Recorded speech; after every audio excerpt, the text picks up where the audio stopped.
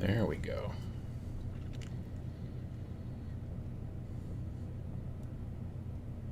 Okay, cool. Always gotta wait for this one. There we go. Okay. And there. All right, so I think everything's good on my end, and the camera. There we go. Hope everyone's doing well. Well, it's morning for me. Might not be for you. Let's see here. We've got South Wales. We've got Quebec, Germany. Painting ring wraiths in snowy Cleveland. Yeah, we got snow here too overnight. About an inch, and not too much. Let's see here. Good morning, everyone, from the cold, sunny Mitten, sipping coffee and making sausage gravy. Ooh, that sounds like, at the very least, good smells. You know what I mean? Clearwater, Florida, Edinburgh, Scotland, South Ontario, Fort Worth, chilly London. Excuse me. Emsworth, England, currently assembling the Riders of Rohan. Nice. Good morning from Vegas. I wish I was going to Vegas next week, but I am not, as it turns out. Jonesboro, Illinois. Chilly New Orleans. Good afternoon from the West Midlands. Oops. Let's see here. Greetings from gray and gloomy Germany. Newark, Delaware. We got, what else? Gonna break in my Uncle Adam's favorite brushes later today. Nice, have a good time with that. They are my favorite brushes, as it turns out. Northeast England and Tempe, Arizona. Live stream hype, indeed. Good morning from a chilly Markham, Ontario. Can I get a shout out for my birthday tomorrow? Happy birthday tomorrow, Frank Lee. Absolutely. Hello from Germany. Ottawa. Icy Connecticut. Feisty Crabman, how you doing? VJ Morph, how you doing? Working on breakfast from a snowy Michigan. Morning from Chicago. No COVID this time. Good to see you, Moderator Matt. Matthew Sears. Glad to hear that the COVID is done and you got that out of the way, and hopefully no long COVID or even medium COVID, frankly. But glad to see you. Let's see here. Frozen Finland. Benjamin Duffy saying good morning from Nova. Now, so I'm not going to Las Vegas next week for the Las Vegas Open, but so I canceled my flight and then I got credit and then I bought tickets to go to Nova for the Nova Open in late August. Now, let's hope that actually gets to happen or not. I don't know. We'll see. But that's the plan, though. I mean, Las Vegas Open is still going on. I just, at this point, with the way everything is, and I just was like, I don't want to go to Vegas right now. Maybe even by March it'd be a completely different story. I hope so, but not right now. So it's interesting we get the Vegas and Nova right here in the chat. Morning from North Carolina. Nova, for those of you who wonder, Northern Virginia is what. Yeah, but it's basically Washington D.C. You're technically just over the line in Northern Virginia, but you're about 4 miles away from the White House. I looked it up when I was there last. Let's see here. Florida. Every time I hear Uncle Adam start the audio before the video, it reminds me of Adam West's Batman where he starts the Batmobile. Well, there's a lot of steps. It's true. Maybe not Batmobile amount of steps, but yeah, there's definitely a lot of steps. Let's see. Let's see. Good morning from Baldwin, Wisconsin. Painting away my Packer hangover. Yeah, I was streaming last night, and I heard that it did not go well for the Packers, so... I'm not a sports fan, frankly, but my wife was watching. Let me see here. Toronto, Tennessee, North Carolina, Australia. Good morning from a sleepy D.C. Good morning from a chilly Junction City, Wisconsin. Looking at painting some Terminators. Nice. Bristol, UK. Scotland, Sweden, Boston, Illinois. Wino, Vegas, Gamma. Well, Gamma... Still planning on Gamma. So Vegas is Las Vegas Open, which is going to be next weekend, and it's just still not it's not great. Gamma is in Reno, Nevada, and that's in early March. So hopefully things are better by then, because we are planning on going to Gamma. But I was planning on going to Las Vegas. When I say we're planning on going to Gamma, I don't mean me and the staff of Tabletop Minions. By the way, that's not a thing. I get a lot of emails from people saying, "Hey, team," and I'm like, "It's just me."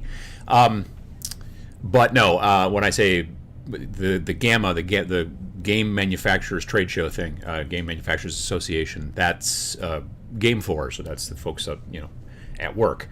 But that's in early March, and we're still planning on going to that. But I just decided, kind of last minute, about a week and a half before it started, I decided, I don't think it's a good idea. So, but I am going to miss it. Morning from sunny Milwaukee with a fresh layer of fluffy snow. Yeah, like I said, about an inch we got up here, and it is fluffy. Managua checking in. How you doing? Virginia. Salt Lake City.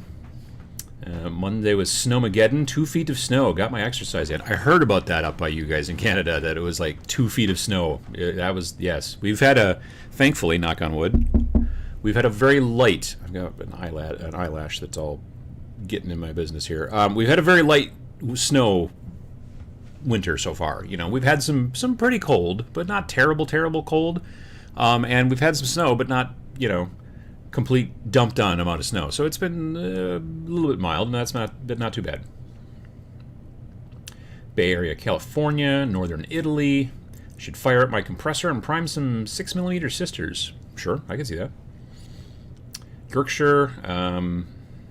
Let's see here. Southern Maryland. Whoop, everything scrolled again. Let's see here. Let's see. A bed at the morning from Austin, Texas. Not even COVID could take down Matthew Sears, says Zambies. That's true. It's true. Snowy Michigan. Making terrain for Frostgrave here in Northern Virginia. Nice.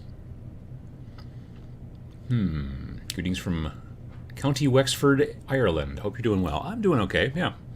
I've got something stuck in my teeth a little bit from breakfast. But other than that, things could be way worse.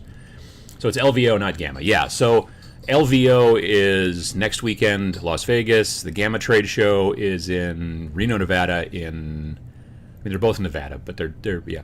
But that's in early March. And then late March is Adepticon. So fingers crossed for Adepticon for sure.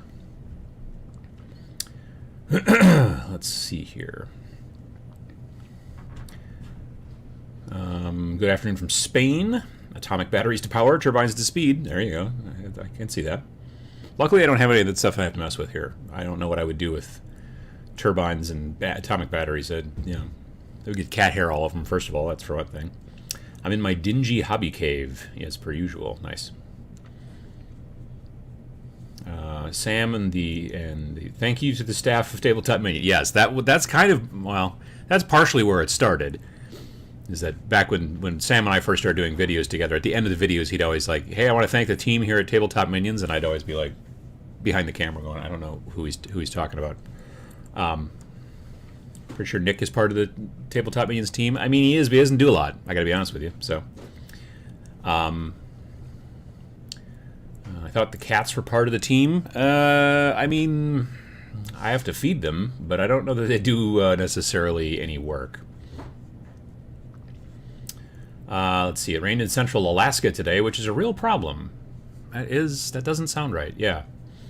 Yeah, because like right now it's 3 Fahrenheit here, so you would think that up in Alaska it would not be as warm, but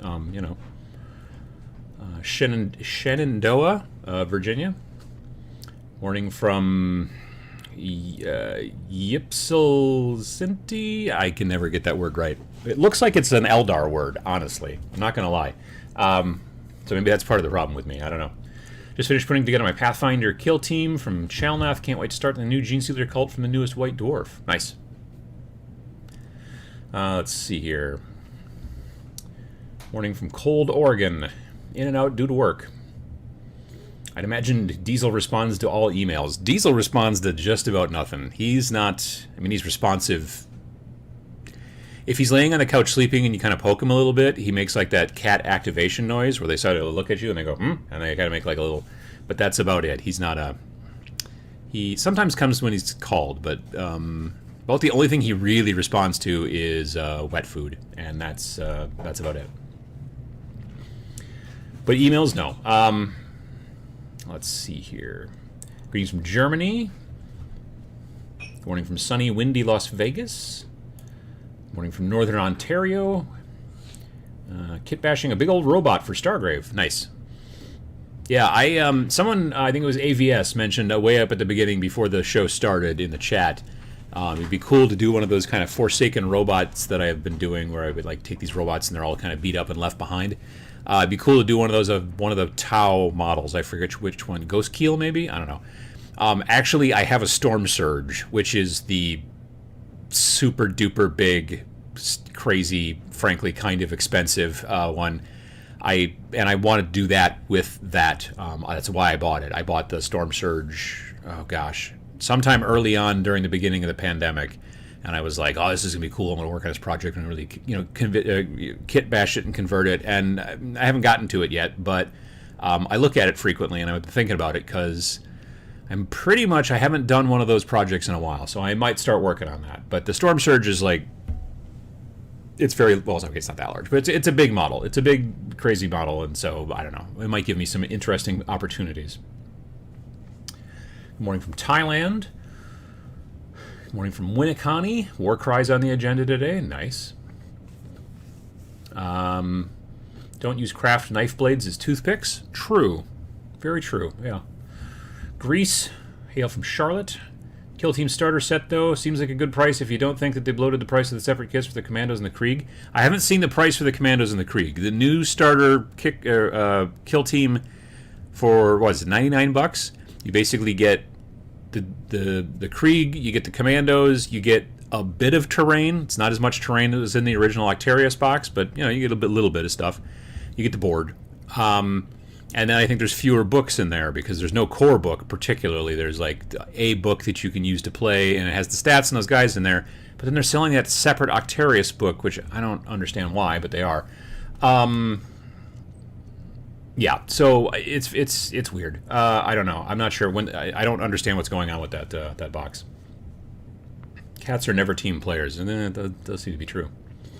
Good morning from Rhode Island. Just got your brushes from Monument Hobbies. They've been great. Well, good to hear it. Absolutely. They're they're my favorite brushes, as it turns out.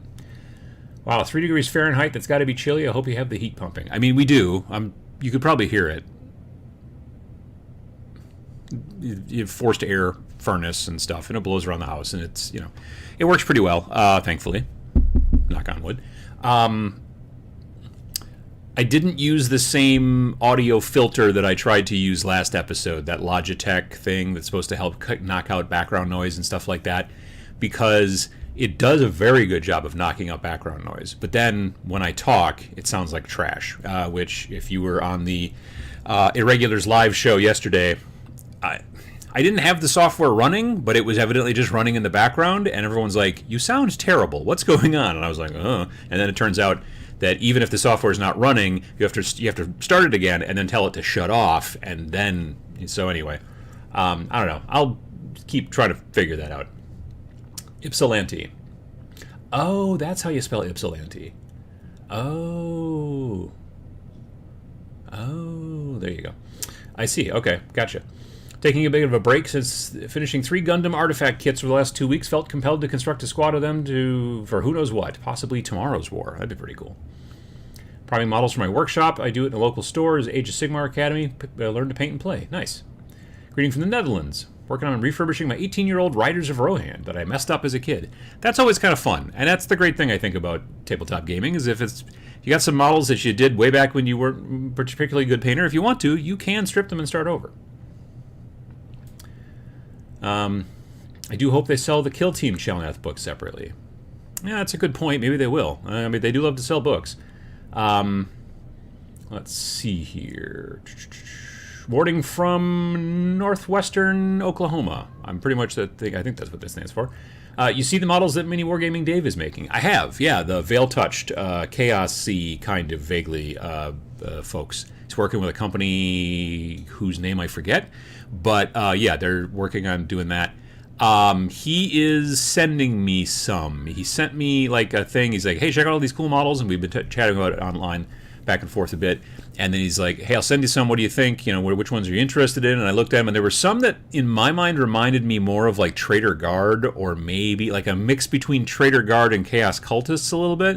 And I was like, and they're not the guys in the full power armor. They're like, you know, they're not wearing as much armor. And I'm like, those guys are kind of cool. So sometime last week, he was like, hey, I need to know your email and your phone to add to the shipping label. So I'm assuming I'm going to be getting them soon. So yeah, be definitely checking those out. Maybe even painting them on Twitch, actually. Let's see here.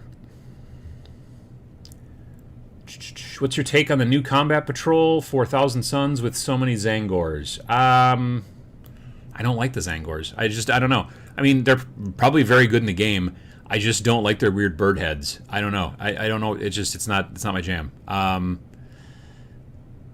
haven't really looked at the new Combat Patrol, frankly, but if it sounds like there's a lot of Zangors in the box, then I bet you there's probably, what, if I had to guess, this is me totally guessing, there's maybe, 10 Zangors, and then like 5 Rubric Marines, and 3 of the Terminators? They make Terminators, don't they? Don't they make Thousand Suns Terminators? I don't know. I don't know. It's weird. If Forsaken Robots isn't on the list of future Snarling Badger games, it should be. I've had a lot of people ask that. Been like, hey, so you guys are going to make a Forsaken Robots type game, right? And that's actually not a plan. I mean, it could be, maybe down the road. So we're already working on the next game that's going to come out this summer. We've got the next game after that already thought up as far as like what we're going to do, but not necessarily the rules and all that stuff. But we know what it's about, and the name of it and stuff like that. And I have a pretty good idea of what the layout and stuff is going to look like to some degree. Past that, we have 2 other game ideas, and we don't know which order they will go in. So we're good for like the next 4 years at least. But yeah, there's something to be said about it, I think. I think it'd be kind of interesting. Picked up a booklet stapler after buying Space Weirdos and Planet 28. Love the zine format for print and play rules. Yeah. Vince and I have also talked about spending a weekend, and I think I've talked about it here before, but at some point, maybe after this next game launches, in like the fall of this year, like because the game will launch in the summer, but like in the fall or later fall of this year, 2022, we think it'd be sort of fun to sit down and just spend a weekend making a game that's like zine format like that, only maybe 16 pages. And it would be a situation where we would go into the weekend like on Friday night knowing roughly like what the game's going to be about, but then live streaming, him and I basically discussing what we're going to do and all that kind of stuff. And then Saturday, another live stream, maybe 2 live streams about working on rules and just brainstorming and doing all that kind of stuff. And then Sunday, again, working on it, finishing it up. People can kind of watch and hang out and check out that stuff. And then Monday morning, it would be published on Wargame Vault. So it would be PDF only. It wouldn't be a print book that you could buy. It would just only be PDF. And it would be like probably pay what you want kind of thing, as opposed to having a regular price where it's like this is the price. But yeah, we've been thinking about doing that. We were thinking about doing it this year, but then we did the expansion for Rain and Hell because we kind of needed to add solo play and co-op play to Rain and Hell because we had a lot of people asking about it, obviously. And now pretty much all of our games going forward are all going to have that built in, so we don't really see ourselves needing a expansion for the next game. So we might just do this for funsies, just take a weekend and crank something out like that. And I like the zine format quite a bit as well.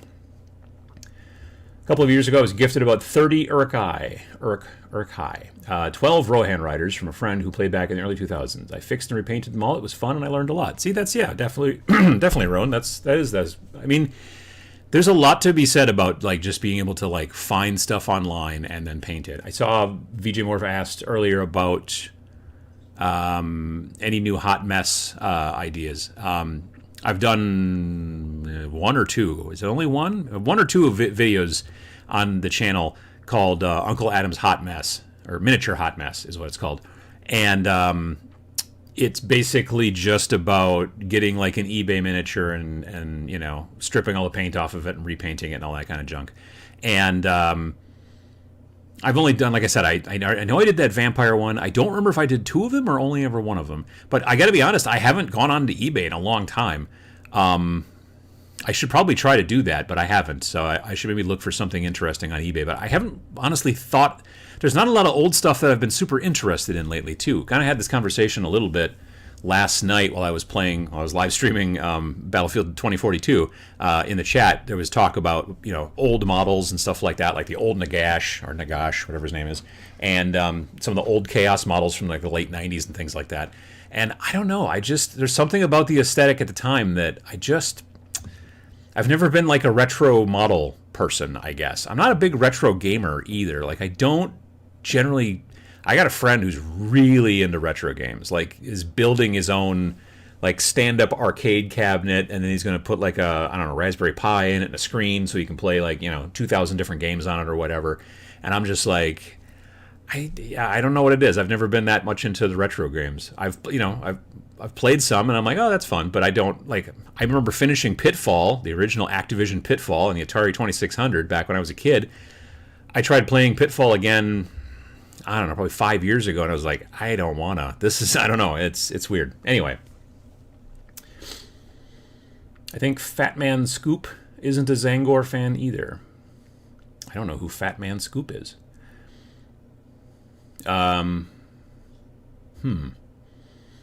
Games planned for the next 4 years. So when do we get robot squirrels? Oh, well, maybe that'll be a special expansion. No, I'm kidding.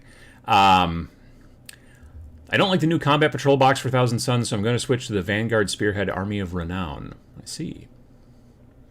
Ninjan mentioned playtesting the new game, so I assume it's progressing well. It is, yeah. No, when he and Sam went and hung out with Vince, I don't know, a month ago or whatever, they were testing a fairly early kind of alpha version of the main kind of rules and combat loop, just to kind of see how things were working. And yeah, so we're going to probably by the end of this month, so the end of January soon, maybe first week of February, we're going to have what we call a initial rules lock. So it will be like, hey, this is basically the way things are going to work. And then it's just tightening and tweaking and this and that and all that kind of stuff. But yeah, originally we were planning on trying to release the game in late May like we did with Rain in Hell, but I think it's going to slide a bit into the summer because of the artist that we want to work with.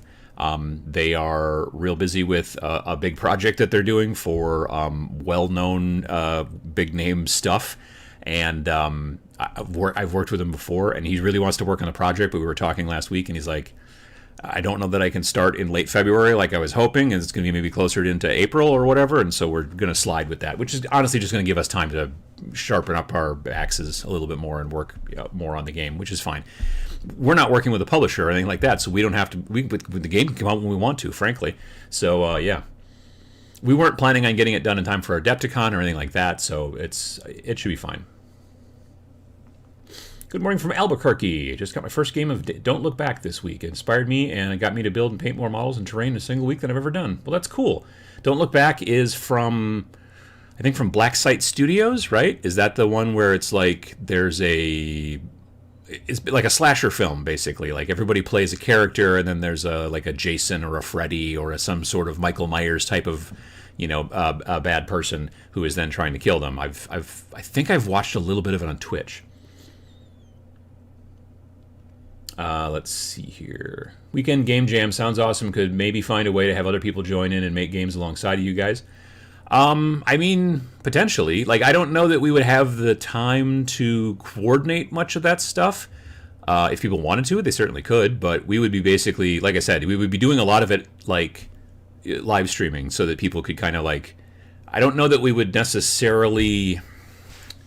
We talked about this. I don't know that we could pay a bunch of attention to chat, frankly. Like, we wouldn't be necessarily looking for people to be like, hey, it would be really cool, because that, yeah. I've sat in a booth at enough conventions for representing a small indie game company, and having people walk up and say, hey, so what's this game about? And you explain it to them, and they're like, oh, yeah, that's great. You know, it would be a really cool game.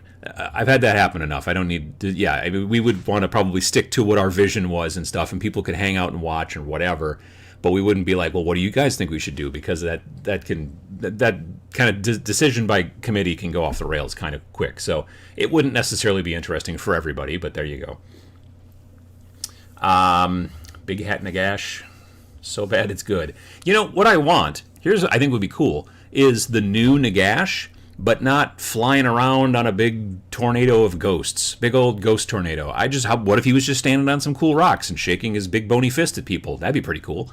Like, he's a cool sculpt, but I'm over riding a giant tornado of whatever. You know what I mean? There's that one for this, the Stormcast Eternals, the Justicar Prime. No, that's not it. I don't know. Big fancy dude flying around on a bunch of energy, star power. I don't know. Mortarion. Why does Mortarion need to be flying? Just like all these models that are like kind of flying, I just don't like the look of them, and I don't want to have to carry something that's that big and wiggly around, because Nagash is very wiggly. So yeah, that's just my own personal preference. eBay Mini Rescues, Casey does great videos, but the name of the channel boxes him a bit, to be frank. Oh, yeah, no, I agree. Well, that's, yeah. Yeah, because basically if he starts doing other things, then people will be like, aren't you supposed to be rescuing stuff from eBay? And yeah, you're right. You're not wrong. But yeah, he does. I've watched some of his stuff, and I met him at, I think I met him at Las Vegas Open, even though he lives in Reno, but I haven't met him in Reno when I've been there. I've met him in Las Vegas, but yeah, he's a nice guy. Let's see here. Do you plan on adding philosophies to Reign in Hell? I don't think so. We are... so our philosophy, for lack of a better word, is that you make a game and then you finish it, and then we're going to make another game. Like... And I know that there are some people out there who've been trained by Games Workshop to be like, oh, you're not making anything new for that game? Oh, that game must be dead now. But that's not the way that games work. It's the way that Games Workshop wants people to think games work, frankly. Like, but, you know... So the question is, okay, is Space Hulk dead? Okay, you can still play it. Now, you can't still buy it. It's not available in production. If you can find a copy, great, but... The game's not dead, even though they didn't make any expansions for it. Not the most recent version. They did make some expansions for the first version, way back in the 90s. Deathwing was one of the expansions, and another one was just called Gene Stealer, I think, or something like that. Anyway, but yeah, just the concept of like, well, the game has to constantly get more expansions, otherwise it's dead. I don't buy that. Like, you buy the game, and the thing is, our games will always be out there for people to get, because we didn't have to print like 10,000 of them and sit on a garage full of them and eventually sell out and then not have any more. It's print on demand. It's PDF. There's a nigh infinite number of them available for people. So yeah, I don't know. I guess we're trying to like get the point across that just because a game gets made, produced, and is available, but new stuff doesn't seem to come out for it anymore, that doesn't mean it's dead. It's just like it's like a book. It's like is Monopoly dead? That kind of thing. I don't know. I would like to change people's minds a little bit about that, because Games Workshop has definitely made it look like, well, yeah, if you're not putting out new stuff for it constantly that people have to buy, then that game is dead. And that's not true. That being said, if you want to make your own philosophies, you totally could. But yeah, we don't currently have any plans to do that. What computer games are you playing right now? The only three that I'm playing right now really are, every once in a while I'm playing some Battlefield 2042. I streamed that last night, actually, again. I've streamed the last 2 Saturday nights. 2 Saturdays ago, I was streaming it, and I was on my gaming PC and sending it to my streaming PC that I use for when I'm streaming my hobby stuff and all that jazz. But I was sending it via the network. So I used something called NDI, which VJ Morphin here turned me on to. And it's basically like a little program that runs on your gaming PC that is sending what's going on the screen out via your internal network in your house, and then on your OBS machine over here, it's picking up that and putting it on the screen. And then you can do overlays and all that jazz. And it works great, except I don't feel like the frame rate is right. And I messed with a bunch of settings, and it just, as I go back and look at the recording later on, it just doesn't look right. So yesterday, I started messing around trying to get it so that I actually used a capture card and then did it the more traditional way you see these days, not using NDI. And the video comes across and the frame rate looks a lot better, but I had no audio. And then after fighting with it and fighting with it and fighting with it and nearly giving up, I finally figured it out, and it's a stupid answer. Basically, the problem is that you have to tell the audio device in the gaming PC to send the audio down the HDMI instead of sending it to the headphones you have plugged into the gaming PC. So you can't listen to the game on the headphones plugged into the gaming PC and send audio down the HDMI. Why? Windows. That's all I can... Windows has made audio such a mess over the last decade and a half, it's just astounding. So I had to finally mess a bunch of settings around, and then to be able to listen to the game I was playing, I had to plug it into the streaming PC, which is ridiculous, but it did technically work. So, Battlefield 2042, I've been playing Battlefield since 1942. Well, not since the year 1942, but since the first game came out, which was Battlefield 1942. I've always been a Battlefield guy. And also, I've been playing Sea of Thieves on and off, which is a lot of fun. Cartoon pirates and whatnot, fighting skeletons and such. Very pretty game as well, and fun. And for single player, I've been doing a second run through of Cyberpunk 2077. That's pretty much about it these days. That's all I've been playing. And it's mainly just kind of in the evenings. Nudagash sitting on the throne. I mean, we could have a nice little tableau of him in the bathroom. I don't know. If you're undead, do you have to go to the bathroom anymore? Gosh, I hope not. Nagash sitting on a throne of skulls eating a cheeseburger. That'd be pretty cool. I could see that. GW needs to put a mini on top of Sharknado. There you go. There you go. Well, isn't there there's a Space Marine chapter called the Space Sharks, right? So you just have like their chapter master riding on a big Sharknado in space. Boom. GW can send me the royalties. Some games just capture the imagination in a way that leads to a frenzy of painting minis and building terrain. 5 parsecs, 5 leagues, etc. And I know that there are more than just those two, but yes. Have made me explore loads of new mini manufacturers and kitbashing. That's the thing that I like about those indie games. Even though technically 5 parsecs and 5 leagues were originally designed indie by Nordic Weasel Games, but both of those have been picked up by Modifius, which I don't know that Modifius... I'm not going to call Modifius indie anymore. I think they're a good enough size business. I mean, they're running a bunch of different licenses like Star Trek, Fallout, like Skyrim or whatever, like Elder Scrolls. They've been making a game for that and all that kind of stuff. So I'm going to say that they're not indie anymore. So it's really cool to see that they're picking up some of the indie stuff, like the stuff, 5 parsecs and whatnot. But yeah. No game is dead if you can still find people to play with. I mean, yeah, and I do try to preach that to some degree on the channel. But if you can't find the game anywhere, that is difficult. You know what I mean? So that's why... I don't know. For years, I made a video a real long time ago, 8 years ago, easy, where I was like, I don't understand why Games Workshop just doesn't keep Space Hulk in production all the time. It's a great gateway game that gets people in the hobby. It got me into the hobby. I mean, kind of. It got me into Games Workshop. Technically, Battletech, I played Battletech with a friend in middle school for a while, and that kind of got me into miniatures in general, but it wasn't till early college when my friend Peter was like, hey, let's play Space Hulk, that I had discovered the world of the Imperium and the Tyranids and the whole shebang, and was like, well, this is crazy. And then, there you go. Chess is dead. No updates for 100 years. I know. This is exactly it. Still waiting on your sci-fi skirmish game. It's coming out this summer, DJ Todd P. Harris. That's when it's coming out. And then the next one is... the next one's neither fantasy nor sci-fi. Maybe a little bit of sci-fi, but yeah.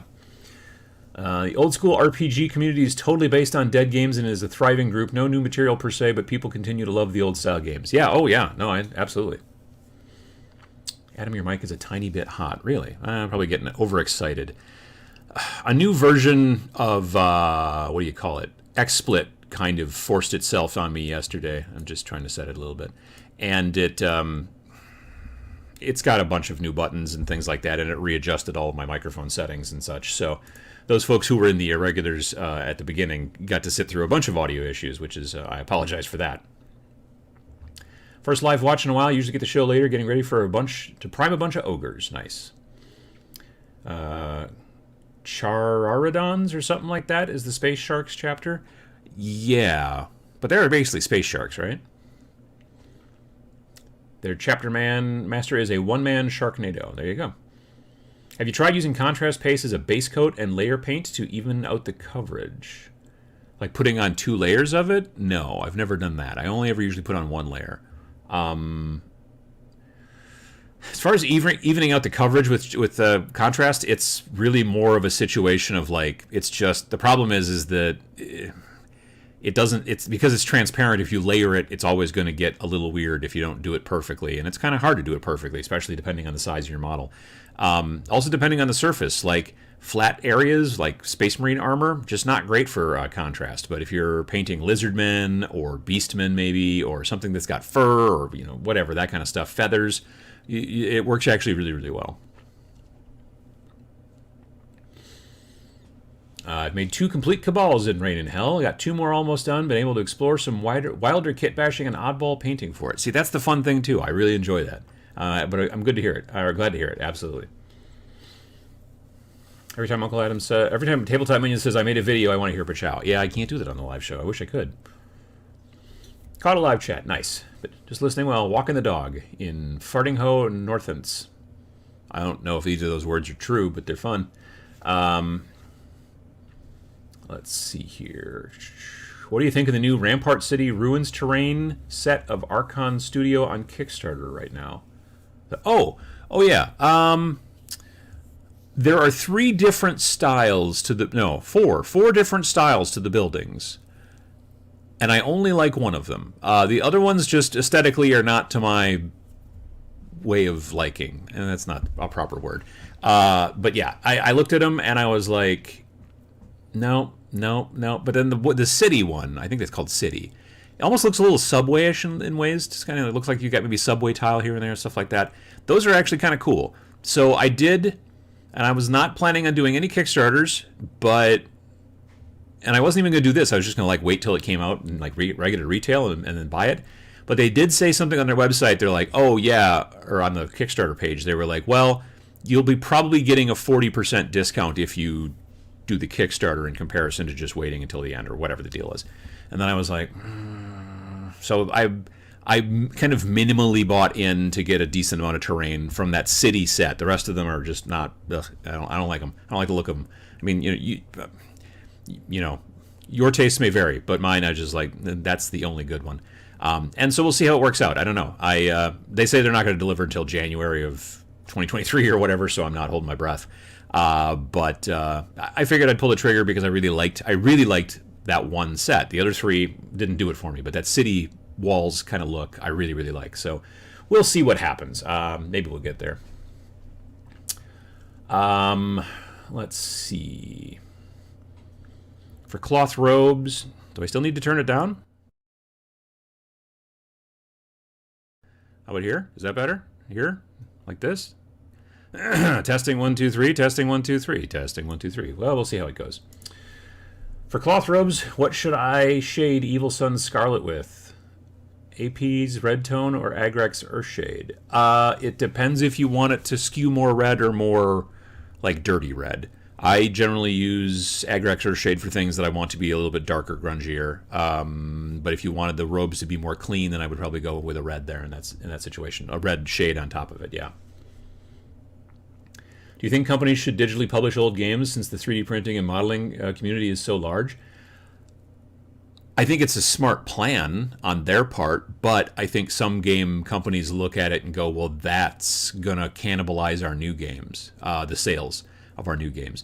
Like, I think some companies think, well, if we allow people to buy our old stuff, then they won't buy our new stuff because our old stuff is more to their liking.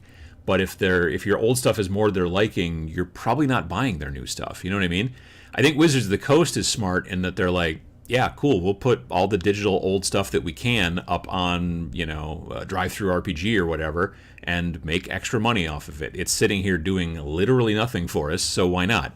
But it kind of depends on your business, I guess. Like, I mean, Games Workshop has technically gone back and sold old stuff, not digitally, of course, but they have decided, well, we'll do a reprint of original Rogue Trader. They did a reprint of Realm of Chaos. Those are the only two I can think of. And I own both of them, I think. I'm 98% sure I own both of them. Planning to check out Malifaux this year. Some of the minis look great, and I've wanted to try out the rules for ages. The rules are cool. The minis are neat. Some of them are very fiddly to put together, just FYI.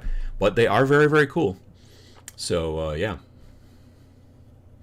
Getting ready to paint the kitchen. Love the color of your wall in the back. Do you know the name for it? I don't. Whoops, wrong side. I don't, unfortunately, no. We painted the wall in here a long time ago. My wife actually did it while I was gone at Gen Con.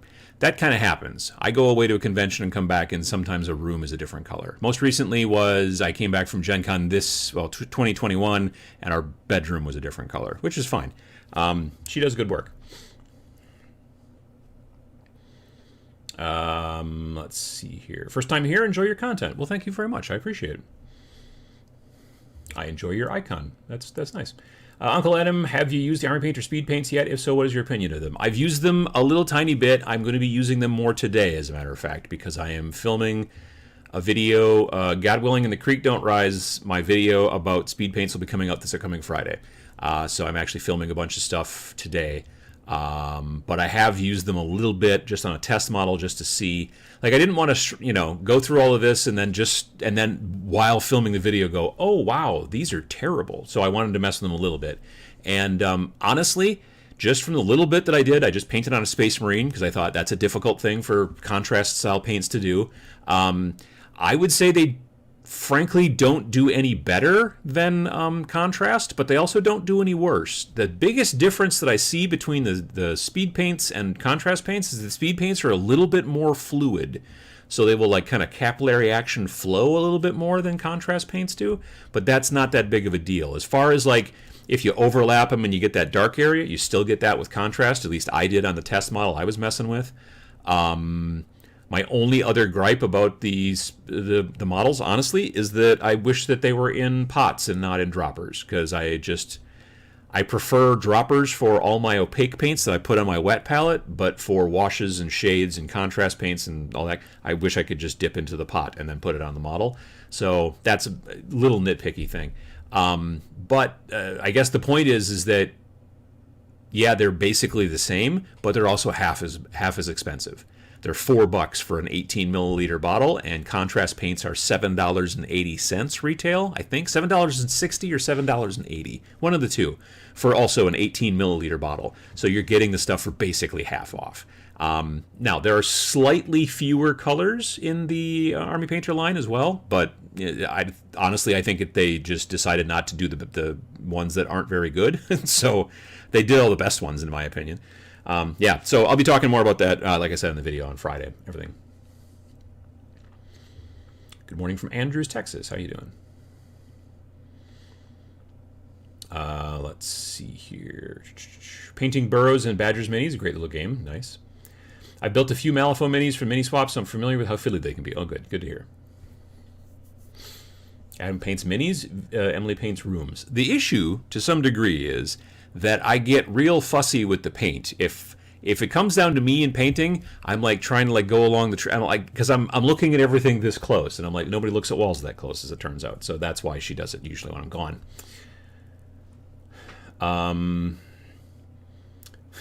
Speaking of Kickstarter FOMO, what are your thoughts of Cool Mini or Not's Marvel's Zombicide? Vince and I were looking at that on Thursday night, as a matter of fact. It's ridiculous. I mean, it is. So there's one of the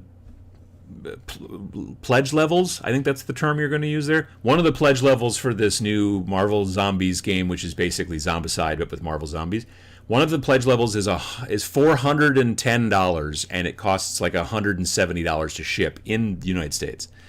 But it comes with Galactus, who is, I don't know, 2.5 feet tall or something crazy like that. And there's a zillion models in there and all that kind of stuff.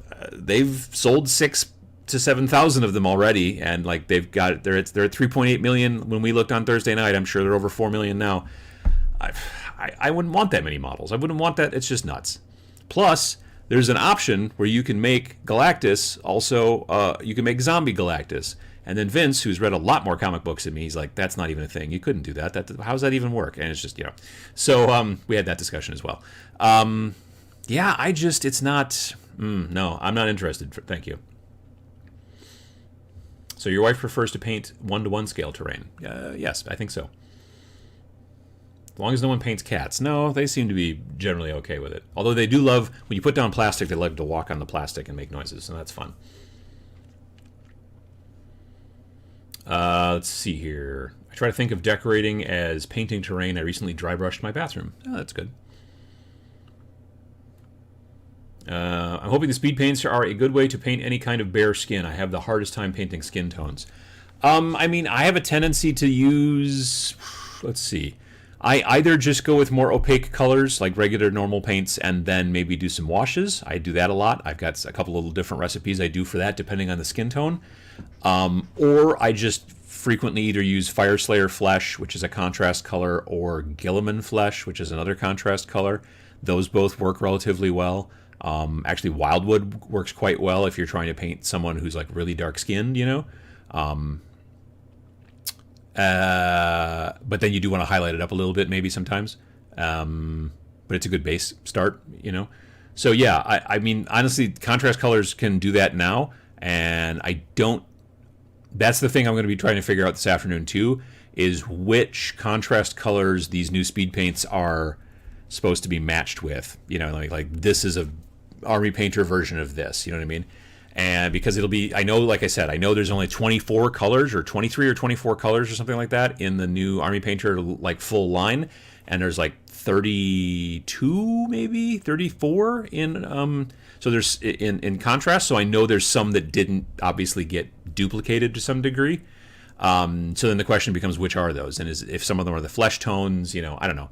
Some people like the flesh tones through contrast. Some of the people don't. It sort of also depends on how you're painting or how you're priming your models. It depends. So yeah, I'm also going to be. My testers, the test models I'm going to just kind of mess with are all primed white, but I also have 3 or 4 models that are also zenithaled, so that we can see what the speed paints do with that too. So I'm looking forward to doing that. Any advice on alternatives to using washes to create contrast? I find I'm using them as a painting crutch, and I can't paint without them. I have no problem painting with them. I mean, if you don't like using them for reasons, or you don't like the effect, then definitely I would look at finding a way around that. But I don't have a problem with painting crutches. You know what I mean? Like, if it helps you get things done faster and you like the effects, then I don't think it's a crutch. It's just a technique. Now, that being said, I will admit there are times when I want to airbrush enamel wash on like every model that I paint, but then they will kind of all look the same, or at least samey. So that I don't see that as a crutch. I just go, I don't want my style to be everything is brown, you know what I mean? But there are times when you paint a group of models where they should be pretty brown, because maybe they are, I don't know, post-apocalyptic raiders and they're very dirty or whatever, that kind of stuff. But I'm like, I love the process of doing enamel washes, shooting it through an airbrush and then wiping it away.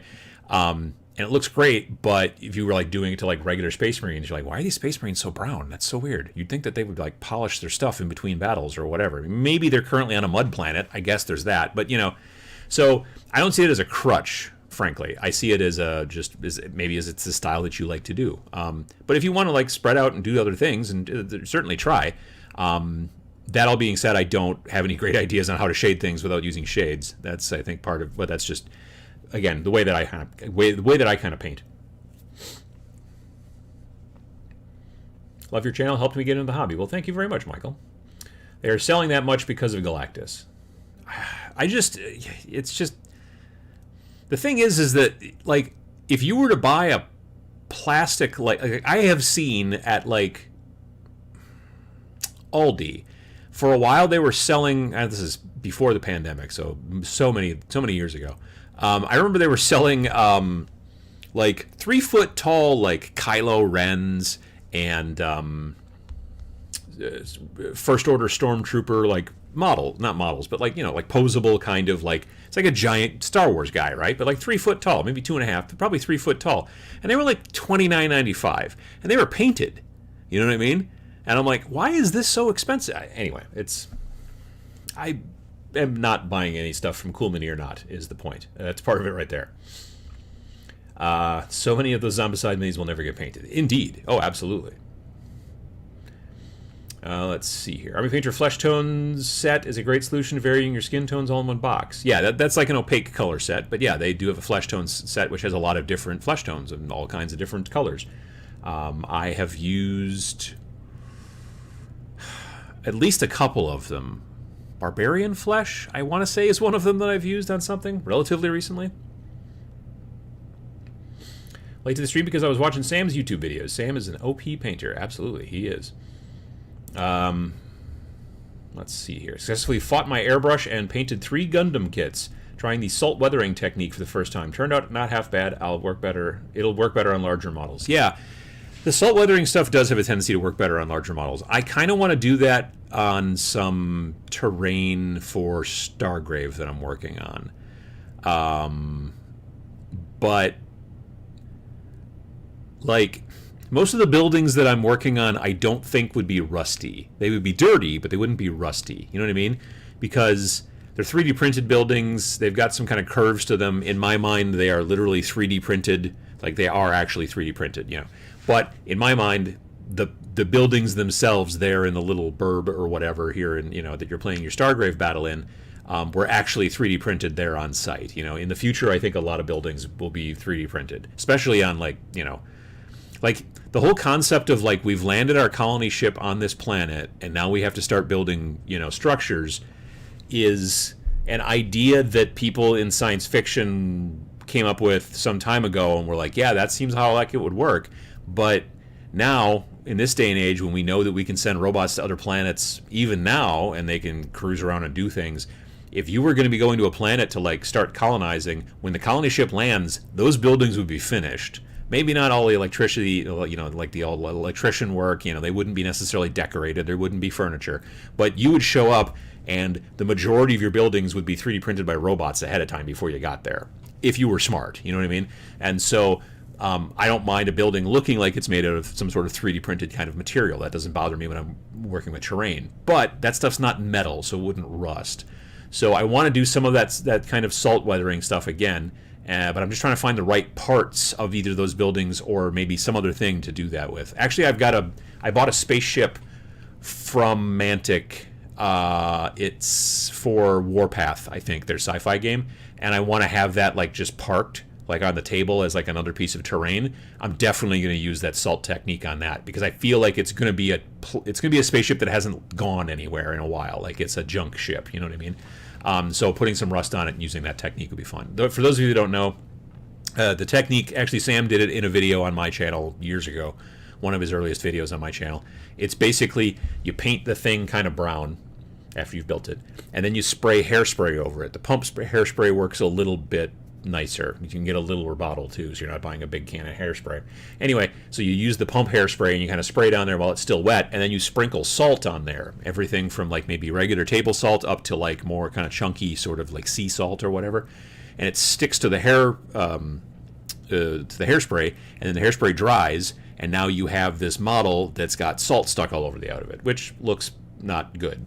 Then you go and you airbrush the color that you want the ship to have been when it was like perfectly new, let's say maybe white or an off-white or a blue or whatever, and you airbrush that all on there, and you cover everything, including the salt and all that stuff. Then you go back and you knock the salt off, usually using either a wet toothbrush or even a toothpick or something like that, and then it chips the blue color, or if that's your base color, or your top color, it chips that away, and then you see the brown underneath, and then it makes, realistic looking rust, kind of. So it's a cool technique.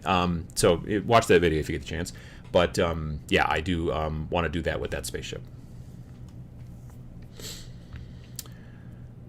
2022 for me is the year of paint more, care less. I just need to focus on having fun, getting stuff done, and not be too picky. I agree. Did the salt weathering on my Deadzone terrain, and it worked great. I've got so much more Deadzone terrain I should also build for some Stargrave / Space Weirdos / Planet 28 terrain. I could definitely do that.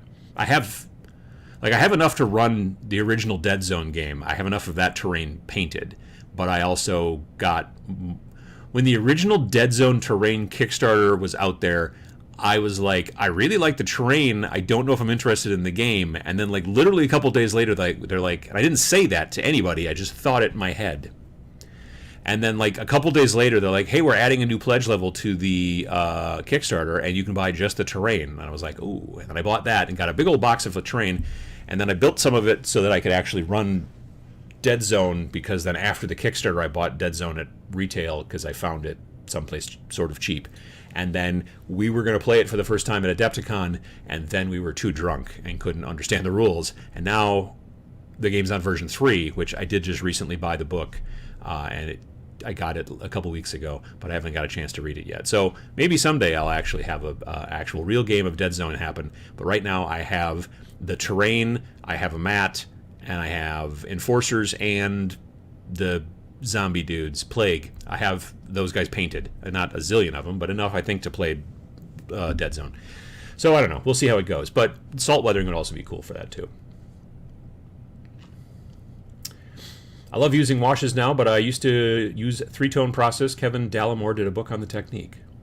I'm not familiar with Kevin Dallimore. I use washes on everything, pretty much. I use washes and dry brushing on nearly everything that I do.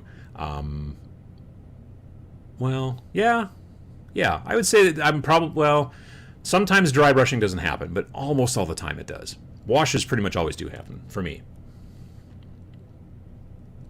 Metal 3D printing for building supports, then some rock chemical concrete printed in between for walls is a reasonable sci-fi building idea. I agree, you know what I mean? But there's already, like, people out there that are, there's 3D printed hotels in Europe, I think. Not a lot of them, but some.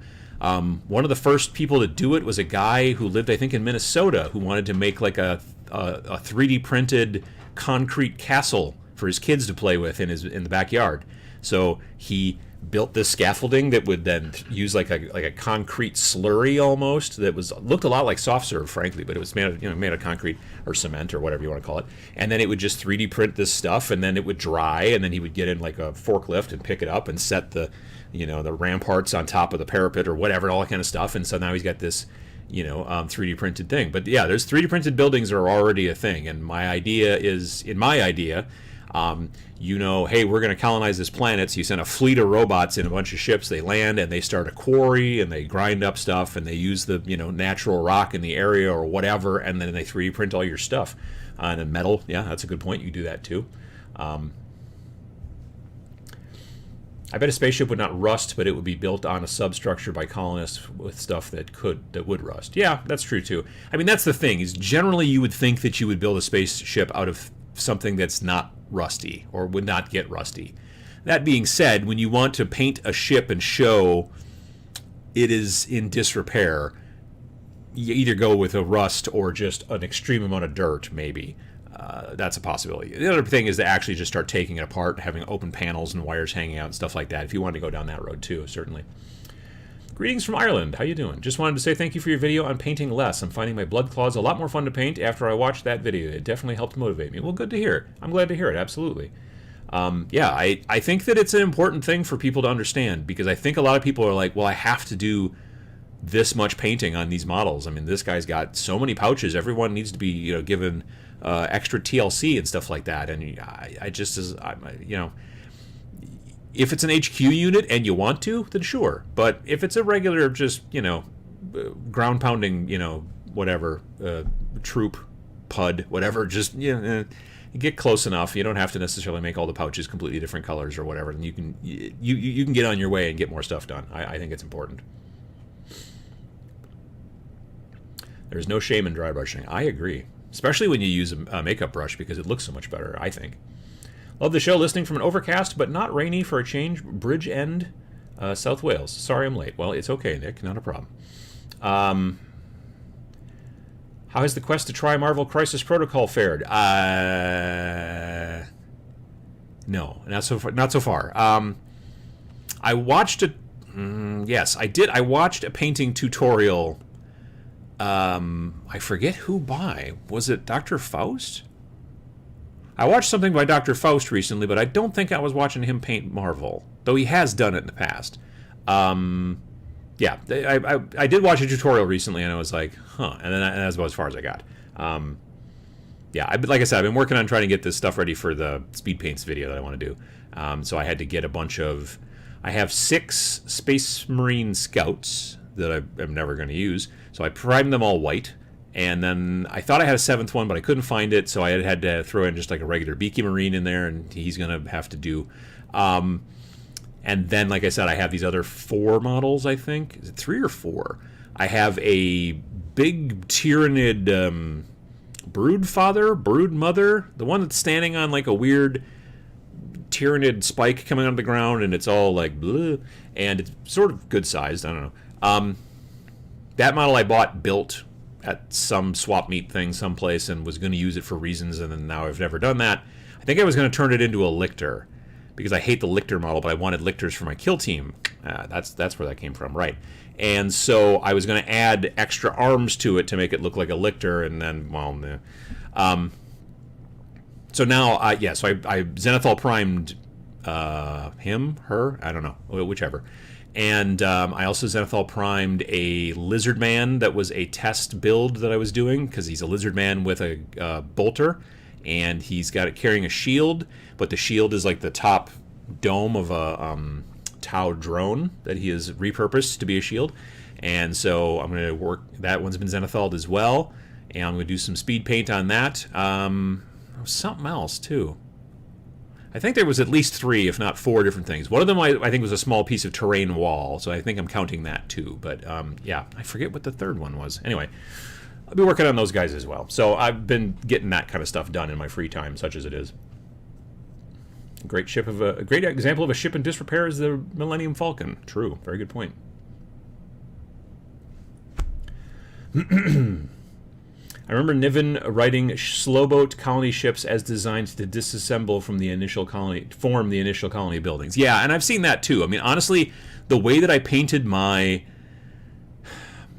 Deadzone terrain, because it's that very modular, boxy sort of terrain, and they've kind of made it look almost a little bit like futuristic shipping containers.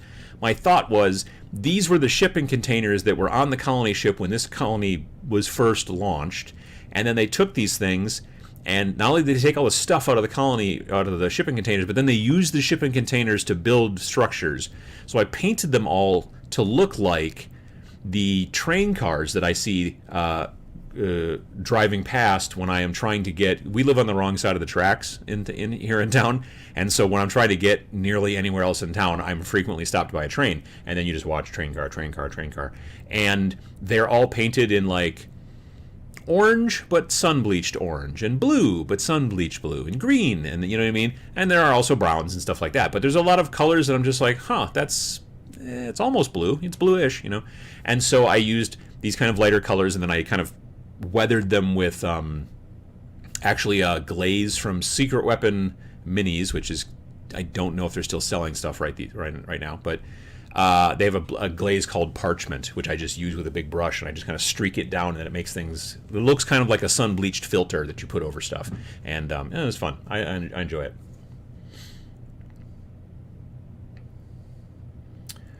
Let's see here.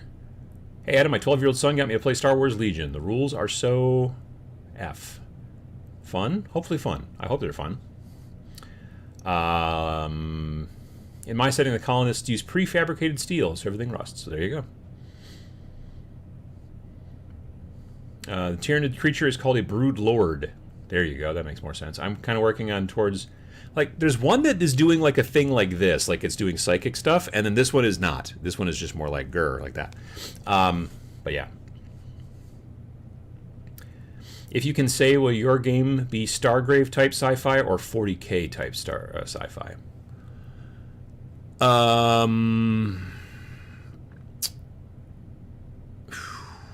Kind of neither.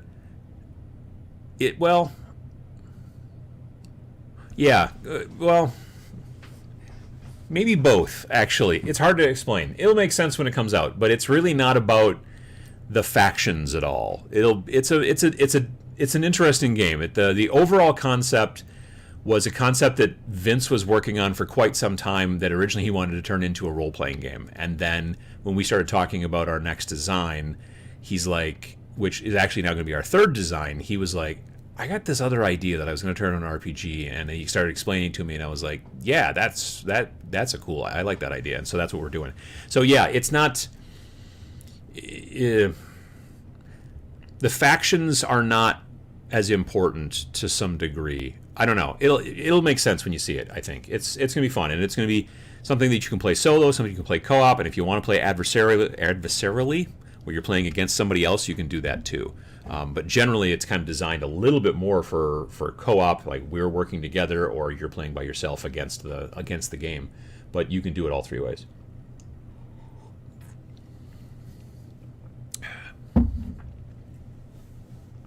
Are you a white or gray Zenithal painter? Generally, I will do a black base color or a color from Monument Hobbies. They've got a primer called Black Brown, which is a very, very, very dark brown. So I'll use one of those too. And then very frequently, and then I generally use white over the top. I use Monument Hobbies. They've got a white primer, which is the best white primer ever used. It's very smooth, does not clog my airbrush. I'm looking in your direction. Vallejo Surface Primer White. Yeah, it's I've been super impressed with it. It works really, really well. There are other times when I will Zenithal, maybe I will start with a black base and Zenithal silver over the top if I'm like painting Necrons. That just saves you a step. Or let's say I use a dark color, like again that black brown, almost like a super dark brown, and then my models are going to be predominantly all red. Well, then I'll just do the second highlight color red. And then I don't have to do the Zenithal, you know what I mean? I mean, I don't have to go then and then paint this white and this black and white model red. It's already red and black, you know what I mean? Or red and dark brown. And yeah, I do that too sometimes. But it's really only useful if the characters that you're working on are going to have a predominant color. Like if you're doing Blood Angels, then definitely do that because they're red. But if you've got a bunch of characters who all have different outfits or something like that, like they're not part of the same uniform group, then going that black and white, or depending on, black and dark brown kind of thing works best, I find. Not black and dark brown, white and dark brown.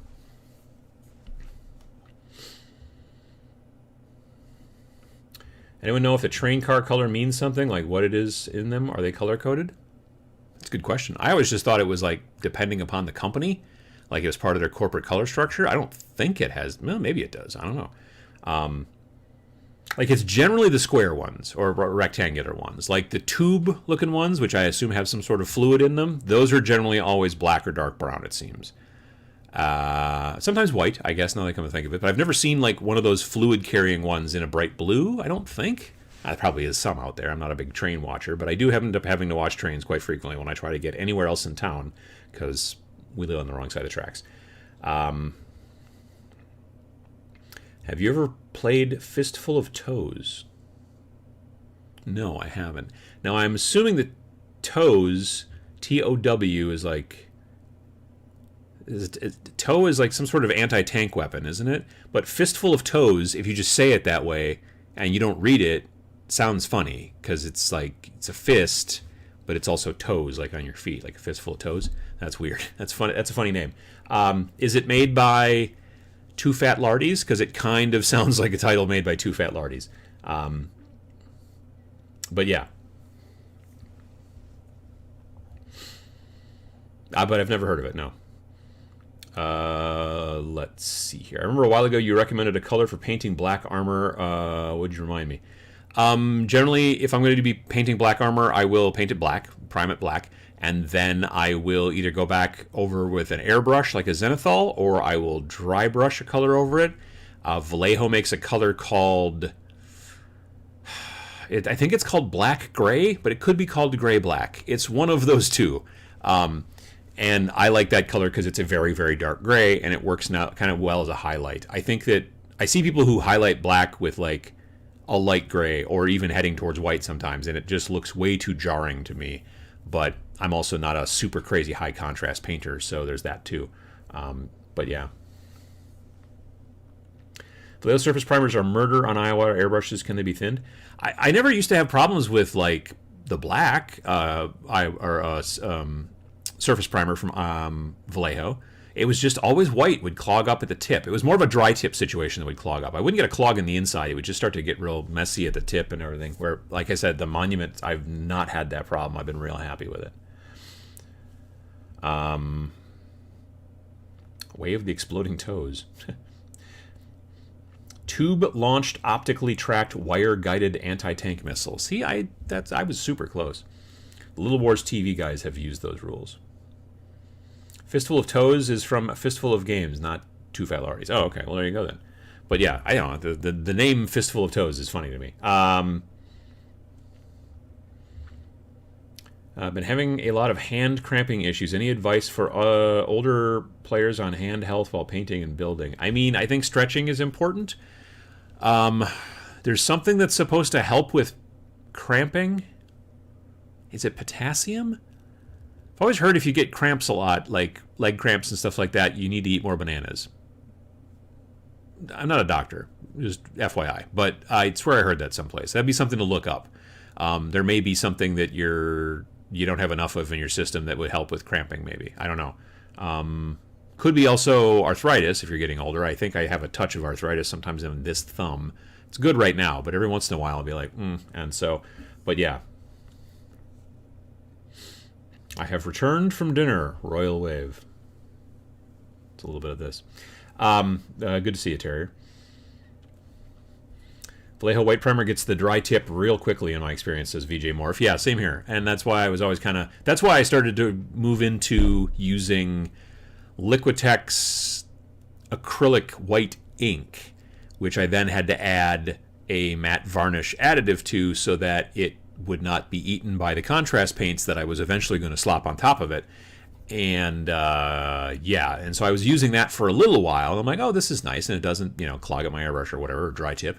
And then the Monument white stuff came out, and the 5 different colors from Monument came out for primer. There's black brown, there's white, there's a military green, which might be called dark military green or something like that, and then there's some sort of a gray that they did as well. And I was like, well, I'll try them out, and I started messing with them, and I was like, oh, the black is nice, it's fine. And then the white, and I was like, wow, because it worked great. It was super smooth, and I've painted, like, I primed a lot of miniatures so far with that white since it's come out, and I've never had a clog or a dry tip. I was going to say that I did all the rats. The ones that I'm working on now, there's like 11 clan rats, and then the 4 other ones. The Grey Seer, the Warplock Engineer, the Warp Fire Thrower, and the Storm Fiend. I did all those guys in one go, and Zenithal primed them all. Instead of using black, I used the black-brown, but I used white over the top of all of those. That's 15 models, and I didn't have to stop and clean out my airbrush or anything like that. It just worked. So I was real happy with it. Yes, for muscle cramps, bananas. Okay, well, there you go. I didn't make that up. Magnesium is good for cramping. And if your bike is made out of magnesium and your garage starts on fire, it looks spectacular for a really short amount of time. I talked to a guy who was a firefighter, like a volunteer firefighter, and they were at a garage fire, and guy was like, my bike is in there. And they're like, yeah, well, he's like, but it's magnesium. And they're like, what? And then all of a sudden there was this incredibly bright light for about 3 seconds. And he's like, well, your bike's gone now. And we did the experiments in high school where you take little tiny strips of magnesium and you put them in the Bunsen burner, and then it goes super bright. When it gets hot enough and it burns incredibly bright. And yeah, that guy's bike did that. So that was fun. Stopped priming in white, went to black, Liquitex, white Zenithal. Great minds. There you go. Hand exercise to prevent cramping. Hold a small weight or water bottle horizontal. Move wrist up and down. Like this. then flip your hand over and repeat like this. All right, that's not a bad idea. Cramping Issues ask Giggling Geekette on Twitch. I follow her. She has gloves that she said that helps with cramps. Nice. Wait, you're not a doctor? I thought you did all of this to get away from the pressures of a career in medicine. Oh no. I think you have to be able to do math in medicine, right? Probably. Sounds like something you'd have to do. Thanks for the inspiration from next week. From next week, I want to stream every Wednesday for 3 hours how I paint stuff. We'll start with Cruel Boys. Nice. Yeah, I mean, that's the big... I got to be honest with you, you know, the biggest benefit, well, maybe not the biggest, one of the biggest benefits to my Twitch streaming stuff is that at least I can be guaranteed pretty much that I'm going to paint at least 6 hours a week. There are times I obviously paint a good deal more. You know, sometimes on the weekends I'm going to be painting. I painted some yesterday afternoon. I'm going to be painting some more today. But very frequently during the regular week, like I stream on Monday, but then on Tuesday and Wednesday and Thursday, sometimes and usually Friday, I very rarely can't get much in the way of painting done. Fridays after my stream, in the afternoon, sometimes I'll do some other painting. I actually did a little bit of extra painting on Friday this week. I went back and on Friday I was what Vince originally called futzing. And so my Skaven clan rats were basically done, but then you keep going around and you're like, oh, I'm just going to put a little extra highlight on this ear, and I'm going to highlight this shield a little bit, and you're just sort of futzing around. And it's kind of like that near the last step towards the end of the paint job. And I was doing that pretty much most of Friday and on the stream, and then afterwards I ate lunch and some chores and some stuff, and then I went back down in the basement and futzed around a little bit more until dinner time. So yeah, but it is, there's something to be said about being like, well, I plan on these times for streaming, and at least I'll get some painting done then. And other times, there's more time, but because I have a day job and then also the game company and also this, it's sometimes time is precious. Well, time is always precious, isn't it? Tonic water is good as well. Tonic water or Indian tonic water is carbonated soft drink, quinine. Okay, gotcha. I see what you're saying. Yeah. My dad used to drink tonic water. Currently finding out that I have to throw yet more paints away via camoing Oh, you're working on a tank and your paints are bad. Well, that's a bummer. Most times my primer is a brushed coat of thinned white, whatever I have at hand. Sometimes thinned black brushed on, but sometimes the base coat is the primer. Gotcha. I'm appreciating assault intercessors, then using inks. I love the results. Inks don't give dry tip. That's generally true. You're right. It's because they're so thin generally. So yeah. Yeah, I need to get better at inks or do something along those lines. Did you say you'd gotten one of those cordless airbrushes? Have you given it a try if you did? I did. I kept seeing these ads showing up on like Facebook and stuff like that for this like airbrush that's like it's on, the compressor is attached to the bottom of the airbrush, like screwed right on, and it doesn't have to be plugged in anything. It has little battery packs, and then it's just like boom, airbrush and compressor. And I ordered it because it was cheap, and I was like, I keep seeing these ads. I'm like, oh, maybe this will make some video content. And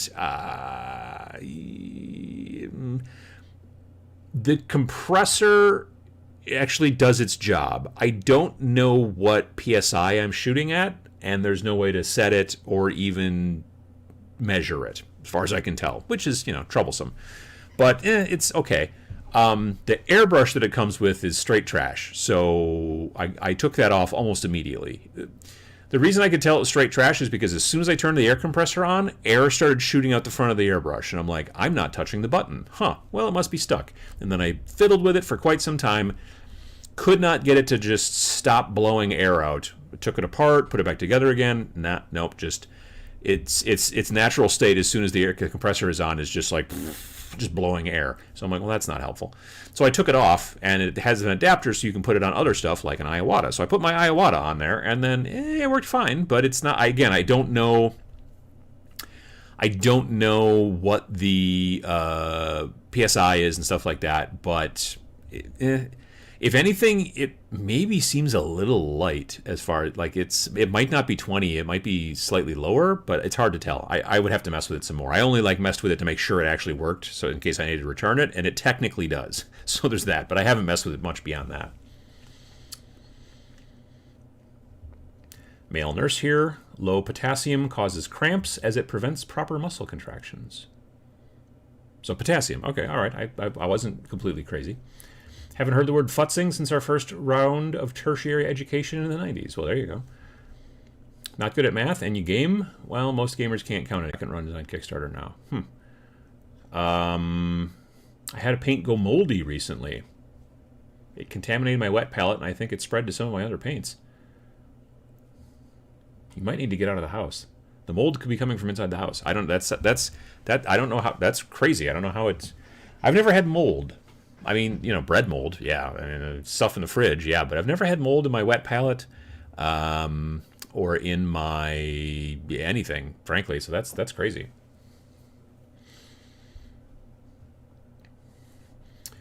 Let's see here. I hate dropper bottles, says Thought Engine. I like them just fine for regular opaque paints. I like dropper bottles a lot for that because I can just put a little dollop there on my wet palette, and that's great.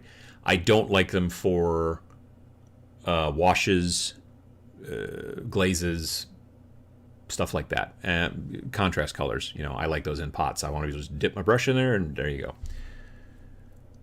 Just sitting in Picture House Cinema having coffee and chocolate cake watching. Just purchased Kill Team Octarius. I'm new to the hobby. Well, there you go. The Octarius box is a good box. You can have a really fun game with the stuff that's in there. And I've not yet built the orcs, but I've built and painted the Krieg, and not all of the terrain, but I've built and painted the smaller pieces, not the bigger pieces where it's like a second layer, but the rest of the stuff I've all built and painted and all that stuff, and it's really it's good. It's not. There's parts of it I don't like. In comparison to the last version, I'm a little bit more beholden to the last version.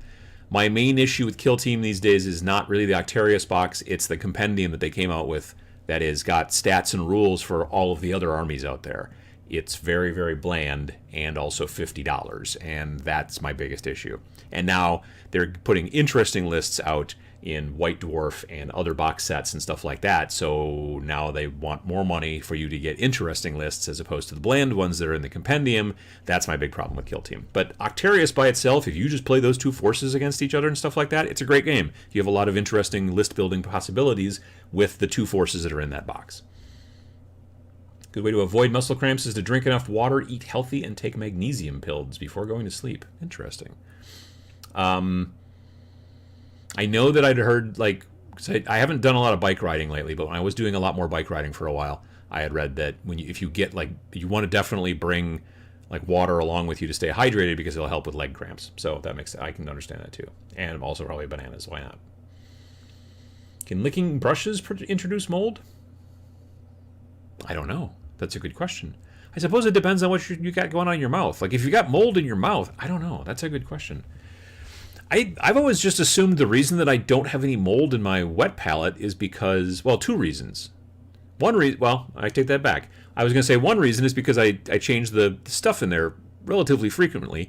But in the past, when I didn't paint nearly as much as I do now, there would be times when my wet palette would sit just with the stuff in it, paint, water, parchment, paper towel, whatever, sometimes for a couple of months, and then I would open it up and then just there wouldn't be any mold in it. The other reason that I assume that I don't ever get mold in my wet palette is because of our water. I'm just using tap water in there, not distilled water, so it's got stuff in it. I don't know, fluoride, chlorine, microchips, whatever, and that seems to keep the mold away. I don't know. I'm not a mold scientist. I love dropper bottles. I hate the GW cap, though. GW cap is a little troublesome. I'm not going to lie. But I do like pots. My wet palette sponge got eaten by mold this year. That sounds scary. Never was a problem before. I guess you just get unlucky. I guess so. I don't know what that is. I need coffee. I also need a little coffee. A little IPA in your wet palette can prevent mold. That's a lot of hops, though, in the IPAs. I'm not a big fan of those. I know you're talking about isopropyl alcohol, but whenever I see IPA, I think beer. I don't know. I don't really even drink beer that much anymore. I'm much more of a spirits aficionado. I don't know what aficionado. The cocktail I had last night while playing Battlefield 2042 was Coke Zero mixed with Elijah Craig bourbon, which is not a particularly good bourbon, and mixing it with Coke Zero is not necessarily fancy, but I know what I like, so that's good. I live in Queensland. Mold can render whole buildings uninhabitable. Well, yeah, I mean, black mold in your walls and stuff like that, definitely. We do get that around even here, where it gets real cold in the winter and stuff, but you still get it. I think you get it more in warmer climates, certainly, but it does happen. Mold comes from spores, and those are in the air everywhere. They just need the right conditions to grow. I noticed that we get sometimes moldy bread more in the summer than in the winter. Science. If you're a follower of Nurgle, then you can introduce the mold. That's good. Yeah, no, if you're a Nurgle cultist, then yeah, you're going to get a moldy everything, frankly. I would think so. It's my wife and my 10th anniversary today. Congratulations. And we're painting Necrons and Space Wolves today and watching your stream. Thank you for the amazing tips. Helped us so much. Well, absolutely, Matthew. You and your wife have a good time painting and have a good 10-year wedding anniversary. I'm assuming you're talking wedding, but it could be any kind of anniversary, I suppose. The recent hellish cold here in Florida has got me all crampy. I think that your definition of hellish cold in Florida might be a little different, but I'll take it. So I need to take magnesium pills nightly, seasonal thing. Otherwise, I love the summers here. Yeah, I don't know that I would love the summers. That seems like way too hot and humid too frequently. But, Also, don't take medical advice from random internet folks. What? That doesn't sound right. I used to get mold in my wet palette. Can confirm the copper coin thing works, at least for some varieties of mold. Interesting. I've heard that. People are like, put a penny in your wet palette and it'll get rid of the mold. And I'm like... But I think it has to be an old penny. Because aren't new pennies actually technically zinc? Are they copper? I would feel if new pennies were copper, then meth tweakers would just melt them down or something to sell. I don't know exactly what it is that the meth people do with the copper, but they do. They like copper. I don't think they eat it or anything like that. I think they sell it. Let's see here. And doop. Let me see here. I'm sure you have plenty of good breweries up in Wisconsin. Yeah. Oh, yeah. No, there's plenty of like microbrews. There's 3 here in town. But yeah, no, my wife likes beer. So that's. But I used to be more of a beer drinker, but now I'm not so much. What are the future live streaming plans? That's a good question there, Benjamin Duffy. I should probably have talked about that. I've talked a little tiny bit about streaming, but not as much as I should have. I'm not particularly good at like I make a subject for these live streams when I'm just basically answering questions and talking to chat. But honestly, it's just so that I've got something to put in the thumbnail. A little bit. But sometimes I actually do talk about stuff. But good point. So, like I said, last couple of Saturday nights, I've been streaming some video games. I don't plan on doing that every Saturday night. But sometimes on Saturdays, I could see doing a paint break. I am interested in also streaming... potentially some actual gameplay. And I don't mean video game gameplay, I mean miniature game gameplay. Once I get the basement going, or not going, once I get to the point where we can start doing more stuff in the basement, and I'm in progress like that. I've gotten some actual headway recently over the last couple of weeks, and I'm going to continue to go forward on that. I want to get, at the very least, me and Sam, maybe me and other folks at some point maybe as well, but like I think I could see Sam and I playing Warcry in the basement and live streaming it. And the issue with watching a live streamed gameplay video or whatever is that frequently, at least if you're me, they're really boring. And you can never usually hear the people, and there's only one camera angle. Well, I don't know that necessarily Sam and I aren't going to be boring. I mean, I think that we're kind of interesting sometimes, but so that hopefully we can maybe fix that.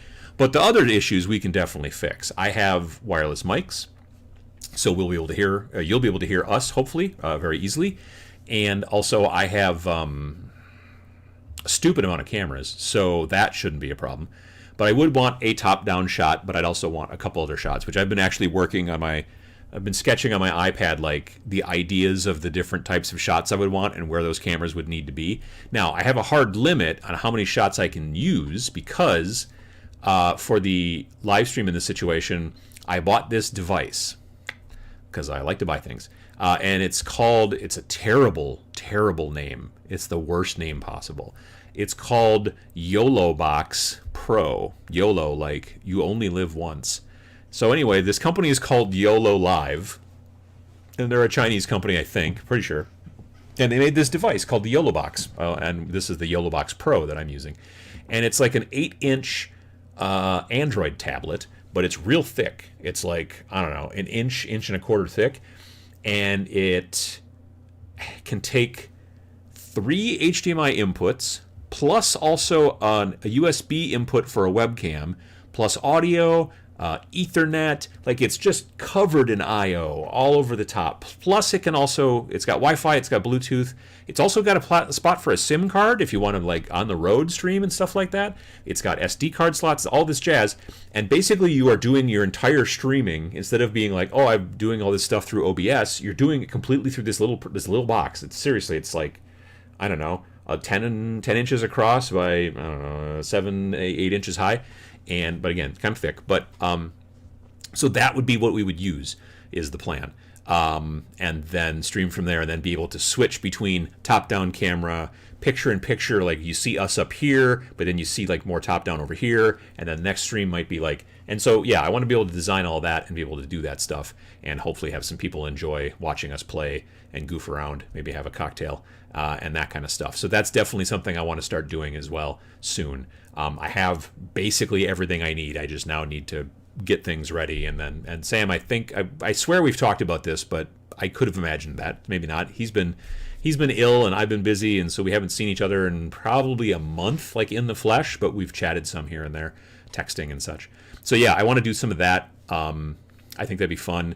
I know that I don't know. I'd like to do some more things like that. The benefit to live streaming, at least the way I'm looking at it, the benefit to it is that when you're done, let's say you live stream for 3 hours, when you're done, you're basically done. There's no, well, now I have to edit all that. I mean, if you want to go back and edit highlights and stuff like that, you certainly can.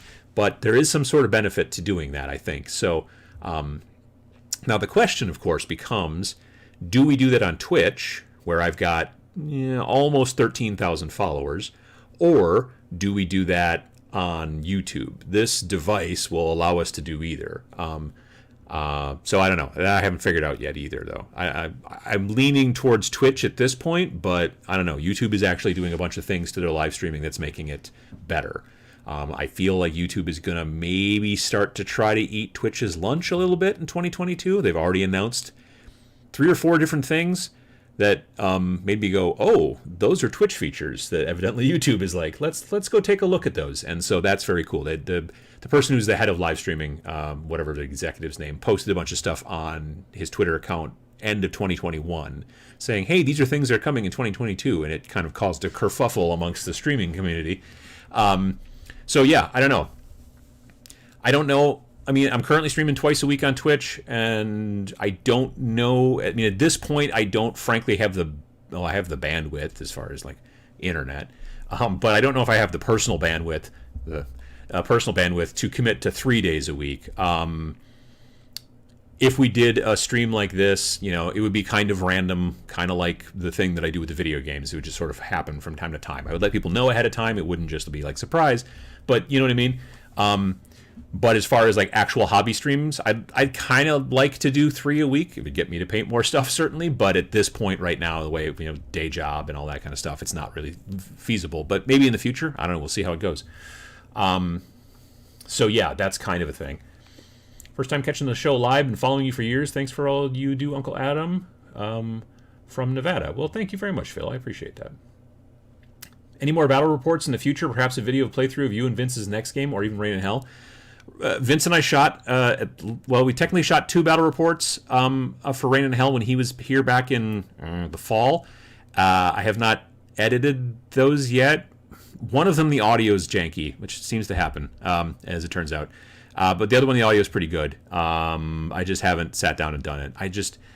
That's the thing. That's one of the reasons why I would rather live stream a battle report than edit it, because editing battle reports is so tedious, and it just is not my jam. So I don't know.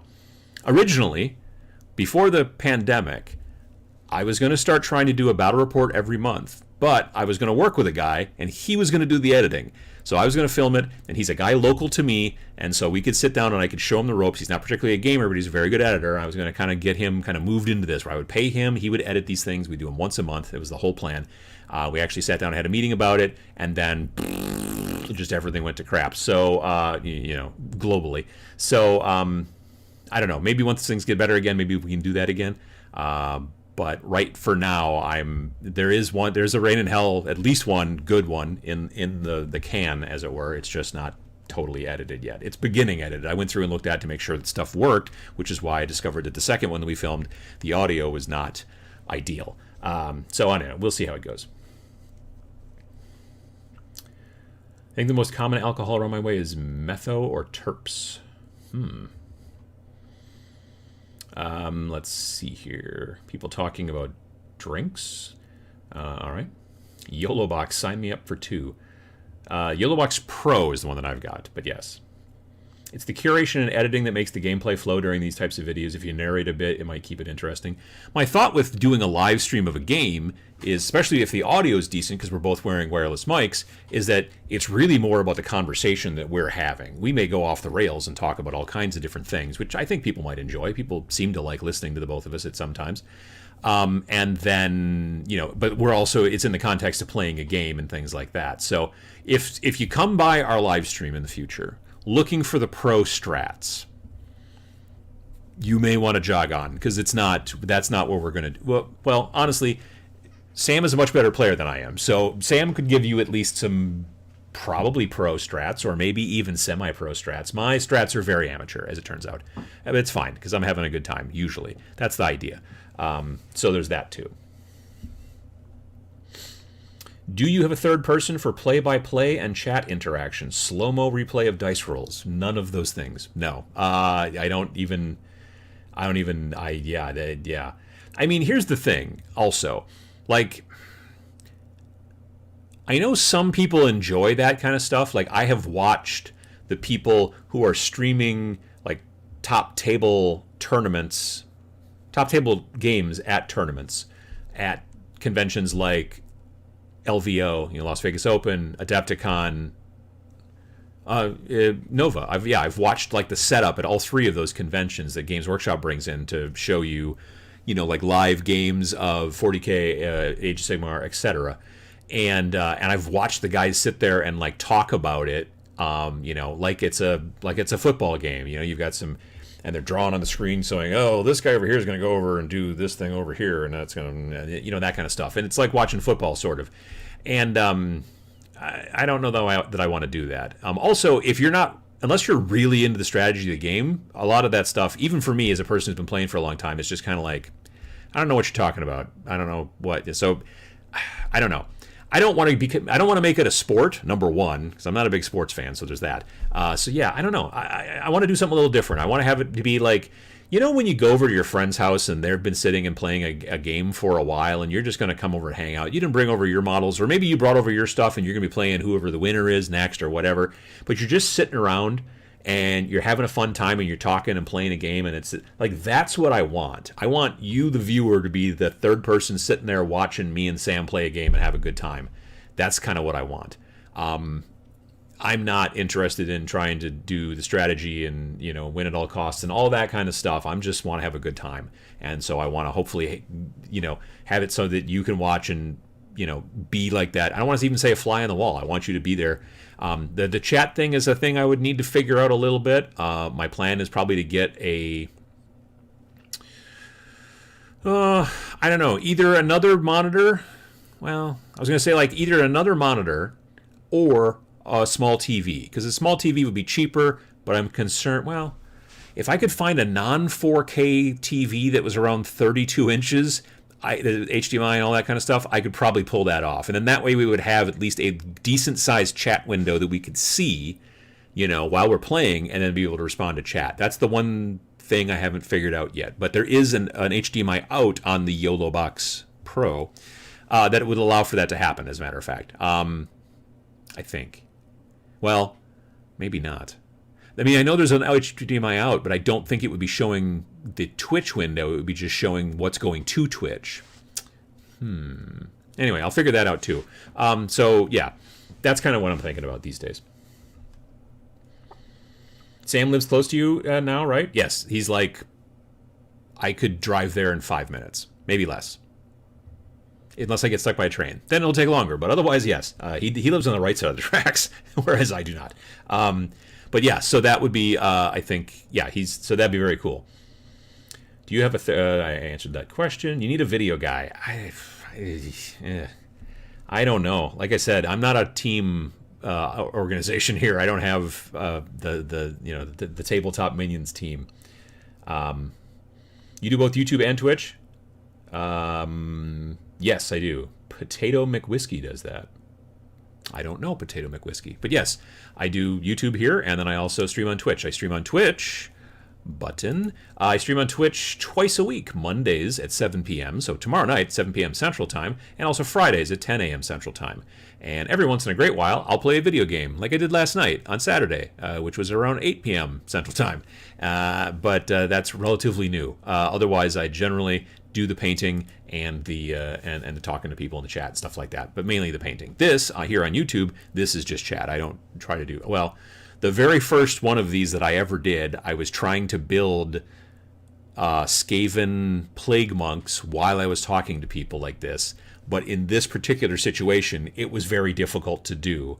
With the Twitch setup I have in the basement, I've got a camera that's above my head pointing down and in front of me, and then that works way better. But when I first started doing this, I had like a camera that was pointing down like over to this side of the screen, so I sort of had to turn my body and try to build sideways while I was talking to you, and it did not work well. So if you go way, way, way back in the archives, you can find that first attempt, and then I was just like, how about if I just talk to folks and answer questions? And that's what this show has been about. So, oh my goodness. Let me see here. Could you not stream across both platforms? Technically, I could not. Well, no, that's not true. Technically, I could. I'm not supposed to because I'm a partner on Twitch. When you become a partner on Twitch, it may even also be if you become an affiliate on Twitch. Affiliates and partners on Twitch, one of the rules is that you're supposed to, when you stream, you're only supposed to stream it on Twitch. I can do another stream. Like, it's not against the rules for me to do this show on YouTube and then do a different show on Twitch.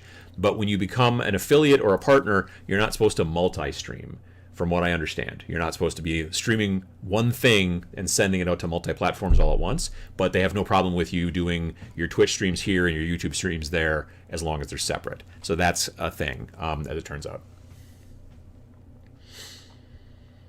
What about streams that you go over certain aspects of the rules, but not necessarily a full bat rep? I mean, I'm not really a rules guy, as it turns out. Like, I prefer games with fewer rules, which is why I like Warcry, because it doesn't have a ton of rules. All the other games that they're making right now for Games Workshop, in my opinion, are too rules heavy. I would say that there's like Kill Team, which has got more rules than I think it kind of needs, and then you get into Age of Sigmar, which has got more rules than it needs, and then you get into 40K, which has got way more rules than it currently needs, and that's my personal preference. That's an opinion, so there you go. I have edited battle reports. They suck. Yes, they do. They are hard to edit. They're no fun. Basically, a digital switcher mixer sounds interesting. I've been looking into streaming Zombicide sessions with my kids who love the game but live in another state. Oh, that's cool. Let's see here. Hammer slammers, futuristic tanks, vehicles, and infantry combat, but in 15mm, 6mm scale, big in the UK. Oh, that's kind of cool. I've read some of the Hammer slammers novels. They were kind of cool. Finally get a chance to tune in live. Excited for Las Vegas Open and Kill Team Open. I wish I was going to Las Vegas Open. My plan was to go, and I had plane ticket and a hotel room and all that stuff, and earlier this week I canceled because I'm just not... It doesn't seem like a good idea right now, COVID-wise. So I wanted to go real bad, but it doesn't look like it's happening. Always available for editing and motion GFX jobs. Yeah, I get you. I understand. Thank you very much. YOLO Box Pro, $1,300. Yeah, it's not cheap, but it completely replaces needing a PC to stream. Like, that's the thing that's really interesting about it too. Like, Vince and I were talking about how, like, he wants to do, when and if Adepticon happens this year, and it looks like it's more of a when and less of an if, because the things I've been reading online, and seeing articles from the news and stuff like that, is it looks like we're a little over the hump with Omicron, and we're starting to maybe head back down again, which would be dope, as the children say. Anyway, on Wednesday night at Adepticon, there will be the big GW Hootenanny press show. Da-da-da-da-da-da. That's basically what happens. And they show off all the new stuff. And then, because it's Wednesday night, it's Warhammer Weekly on Wednesday. And so Vince wants to do a show from Adepticon after the press thing. And I guess he's been talking to some of the folks that run Adepticon, and they're like, well, they've got this room over here you could use. And so they want to do a live show. And so he's like, so I got to figure out how to set that up. And I'm like, I have a lot of stuff, and I could probably set that up. And we could use the YOLO box for that kind of thing too. But the other thing is, if you put a SIM card in it, if I go to Verizon, which is my whatever provider, my mobile provider, and I get a SIM card for it, pay extra, I could literally stream. Like, I've seen people attaching it to a camera and then streaming straight from a camera or multiple cameras. And it's a whole thing. It's very interesting. It's got a lot of really interesting features, and they keep, like, I get an email about every 2 weeks for them saying, hey, we added this new feature to it. So there's a new firmware update, and there's like this and that and everything. They added, I think it had green screen, but they updated the green screen and made it better. They did some audio stuff and some mixing stuff, and it's kind of cool. I was amazed when I saw the first couple of videos about it, because I'm like, no one else is making anything like that. Like, the fact that Elgato doesn't have a thing like that, but this company that no one's ever heard of came out with this device. Interesting, very interesting to me. But it's not cheap. You're right. Yeah. Best thing for me while watching gaming videos is the chat and the banter. That's the thing. That's what I think we would probably focus on more. Is the Game 4 podcast this week? Yes, we are recording it Tuesday. It'll go live audio on Wednesday at 2 p.m. Central. And the video version of it goes live on YouTube overnight going into Thursday. I want to say like 2 a.m. Central or something like that. If you're having fun when you play, you are undefeatable because you will always win. That should be on a koozie, like a canned koozie. That's a good idea. I like that. Or a t-shirt, whatever, Sounds worth getting a bear or whiskey and listening in. I'm assuming beer is what you, but giving, I don't think you should give whiskey to a bear. That seems like a terrible idea. And seeing rules mistakes. Oh, there would be rules mistakes. Oh, indeed. I'm available to edit as long as it's on Super 8 film. Ooh, yeah, I don't think that would work. It would be funny to see a battle report that was actually shot on film, though. Like, only to me. No one else would care. I mean, and to be perfectly frank, I think I have a filter on my phone that could make it look like I shot it on a Super 8 film, but nobody, yeah. I do a first pass to edit where I quickly go through and find all the interesting visual bits and delete out of focus and waiting and dull bits. Sometimes for me, it's a lot of waiting and dull bits. When I'm filming, I'm doing, for the battle reports, I'm using a different camera than I have. Generally, most of my cameras are the interchangeable lens kind, what's known as an SLR or a mirrorless camera, that kind of thing. That's what I do. I mean, that's what I'm shooting on right now here. But it's also what I do the Friday videos. It's what I do most of my video shooting is some sort of mirrorless camera these days. But the camera that I'm using for battle reports is a Canon XA50, which is like a camcorder. Like, you put your hand, and there's a strap, and there's a button back here, and it's kind of goes this way. But it's a slightly fancier one. And so it's got very good focus because Canon's got pretty good focus going on. Sony is honestly a little bit better, but they don't make a camera like this. So the Canon XA50 is what I'm using. But it's also got the ability to plug in XLR mics and stuff like that. And it's a nice camera, and it works quite well. When I did my very first battle report, I was not using that kind of camera. I was using more of a mirrorless camera, and it didn't focus as well as I liked. But if you go back and look at the battle reports that I did for Kill Team back in the beginning of 2019, or actually, end of 2019, beginning of 2020, I did 2 battle reports. One against my friend Josh, and he was playing Blood Angels, and I was doing Death Guard. And then one against my friend John Caspian from Gigabytes Cafe down in Marietta, Georgia. He was up visiting his brother in Milwaukee and came up and did a battle report with me. And we've known each other for quite a while, and so he ran Sisters of Battle, and I ran the Death Guard again. And so those were both shot on that newer camera, and they worked out focus-wise and stuff a lot better. But what I'm doing generally is I will ask my opponent, okay, what are you going to do? Oh, I'm going to do this, move this guy over here, and then do this. Okay, cool. And then I will hit start on the camera, and then, so I'm kind of almost, I don't want to say I'm editing in camera, but I'm not just like running the camera for a long time and then having to cut out a bunch of stuff. It's clips that I may have to trim a little bit off the, the front and the back, but it's clips about like, okay, so now you're going to do what? And then the person says, oh, I'm going to do this and go over here. And I'm like, okay, cool. And this, and then roll your dice. And then this guy died, and then end. And then we, do the next thing. And so it's a lot of little clips, and you just dump them all into your timeline all in a series, and then you have to go back in and just sort of noodle with each one. And then this one, it's not the greatest, but it's the way that it's kind of the way that the mini wargaming folks, I don't know if they still do it that way, but it's basically the way they used to do it. And I think they kind of still do it that way as well.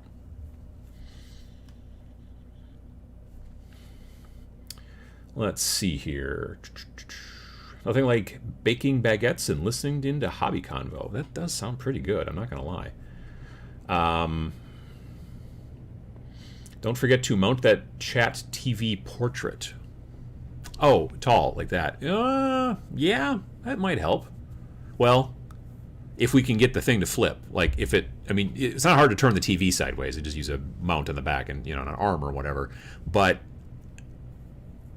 yeah, if it's on a separate computer, if I just got like a laptop set over there to kind of just show us Twitch, and so we can see the chat, or even just run a long HDMI cable to one of the other computers, I could do that. I guess that's true. Wouldn't be too hard.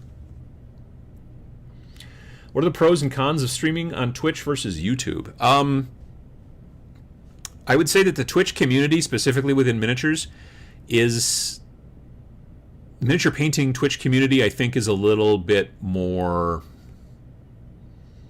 I don't know, I wouldn't say welcoming. I think it's just more. I think there's more people that watch people paint on Twitch than there are people who watch people paint live on YouTube. I think this is the same for regular video gaming too. There are more viewers on, at this point, watching on Twitch than there are on YouTube. But that is changing. YouTube is buying a bunch of video game streamers. Tim the Tapman, I don't know if they paid Dr. Disrespect to come over there or not, or if he just decided to because he got kicked off of Twitch. I don't know the story behind that.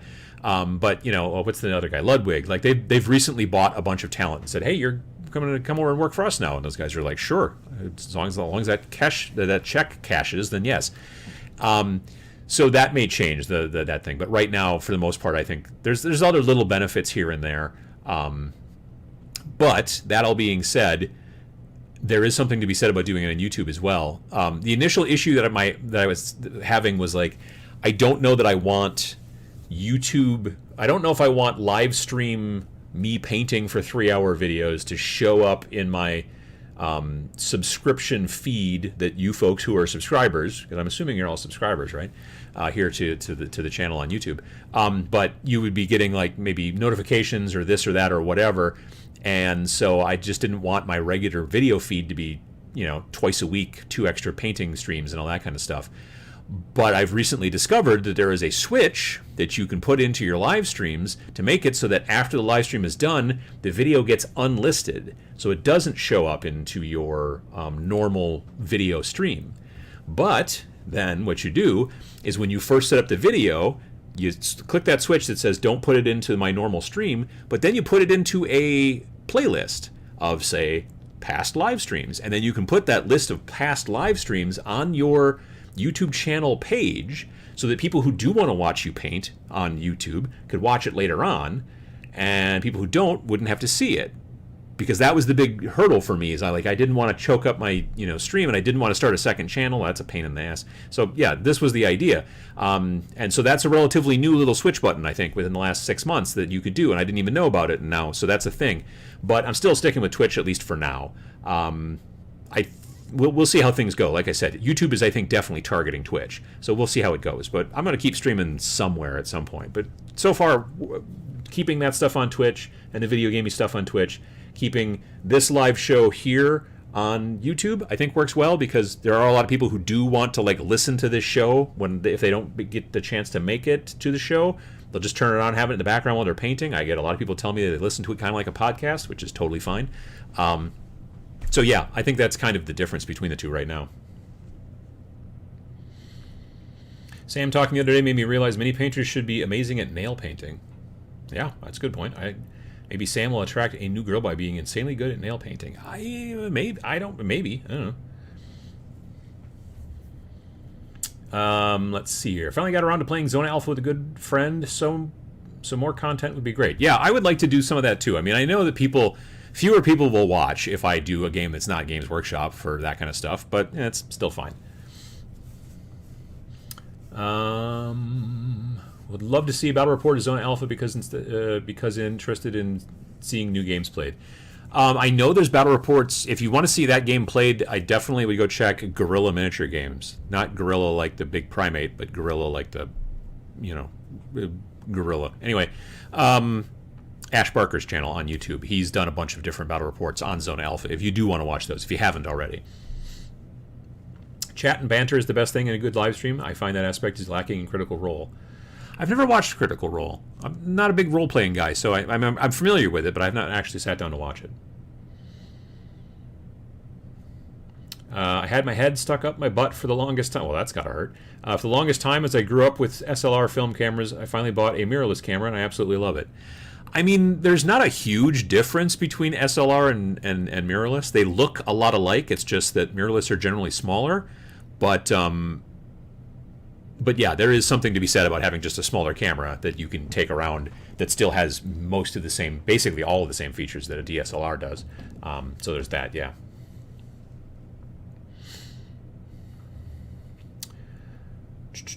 Playlist, or a lot of Twitch streamers do VOD channels. The other upside to eventually maybe doing all my streaming on YouTube, if they really knock it out of the park, or if they send me one of those big giant checks, like you see, which they won't. But the other benefit too is that even as a partner on Twitch, they only hold on to my VODs for 60 days and then they disappear.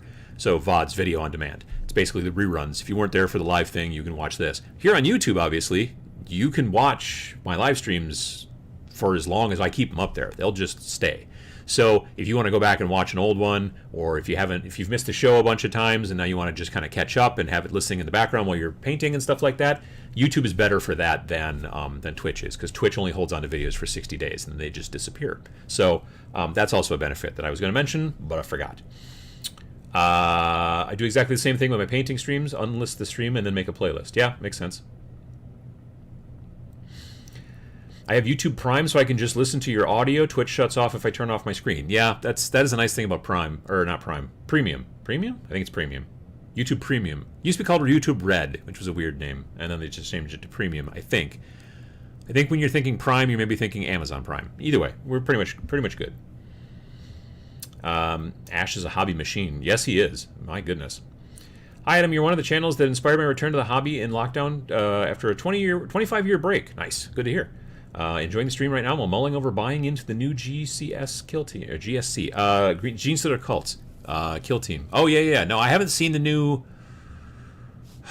I own the White Dwarf that's got the Adeptus Mechanicus kill team in it, just because I wanted to see what it looked like.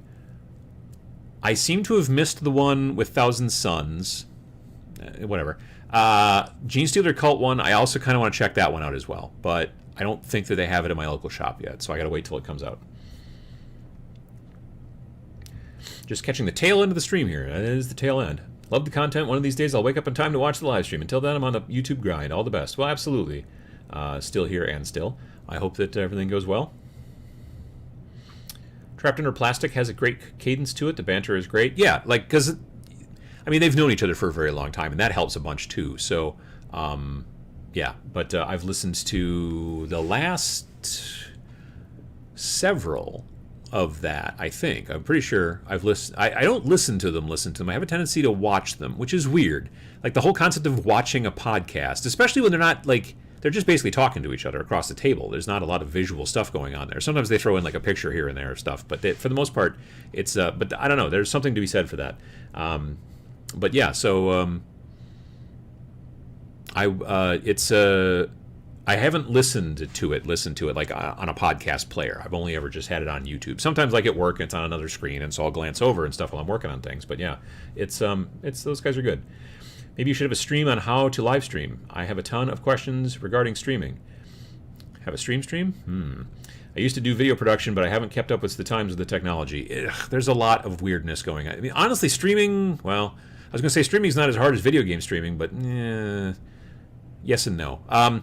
But yeah, no, I mean, something like that might not be a bad idea. I don't know. I don't know how many people would, and I'm not necessarily a pro at it, so there's that as well. But, it's something to see, maybe. All right, well, folks, it is 11 o'clock in my neck of the woods. I might have to go outside and shovel, which is a bummer, but what are you going to do? I want to thank everybody for coming by. Like I said, hopefully we'll see some. I'm definitely planning on making some interesting kind of updates or things or new stuff going on in streaming here on Tabletop Minions, both on Twitch and YouTube. I've already updated my overlay on Twitch and added a little gallery down in the lower corner, I think over here, where you can see stuff that I've painted and taken photos of, which I had never done before, and so now I've got one of those kind of going on. And so, updates and things like that, starting to mess around with some video game stuff, all that jazz.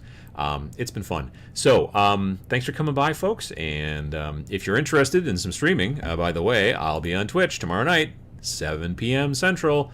I'll be continuing to paint Skaven, and not this Clan Rats. The Clan Rats are done. I'll be working with the Grey Seer and some of those other guys. So, thanks to everybody for coming by, and we'll see you again here in 2 weeks. Otherwise, in case there's a problem, should be speed paint video from the Army Painter on Friday coming up. You heard it here first. Thanks for watching.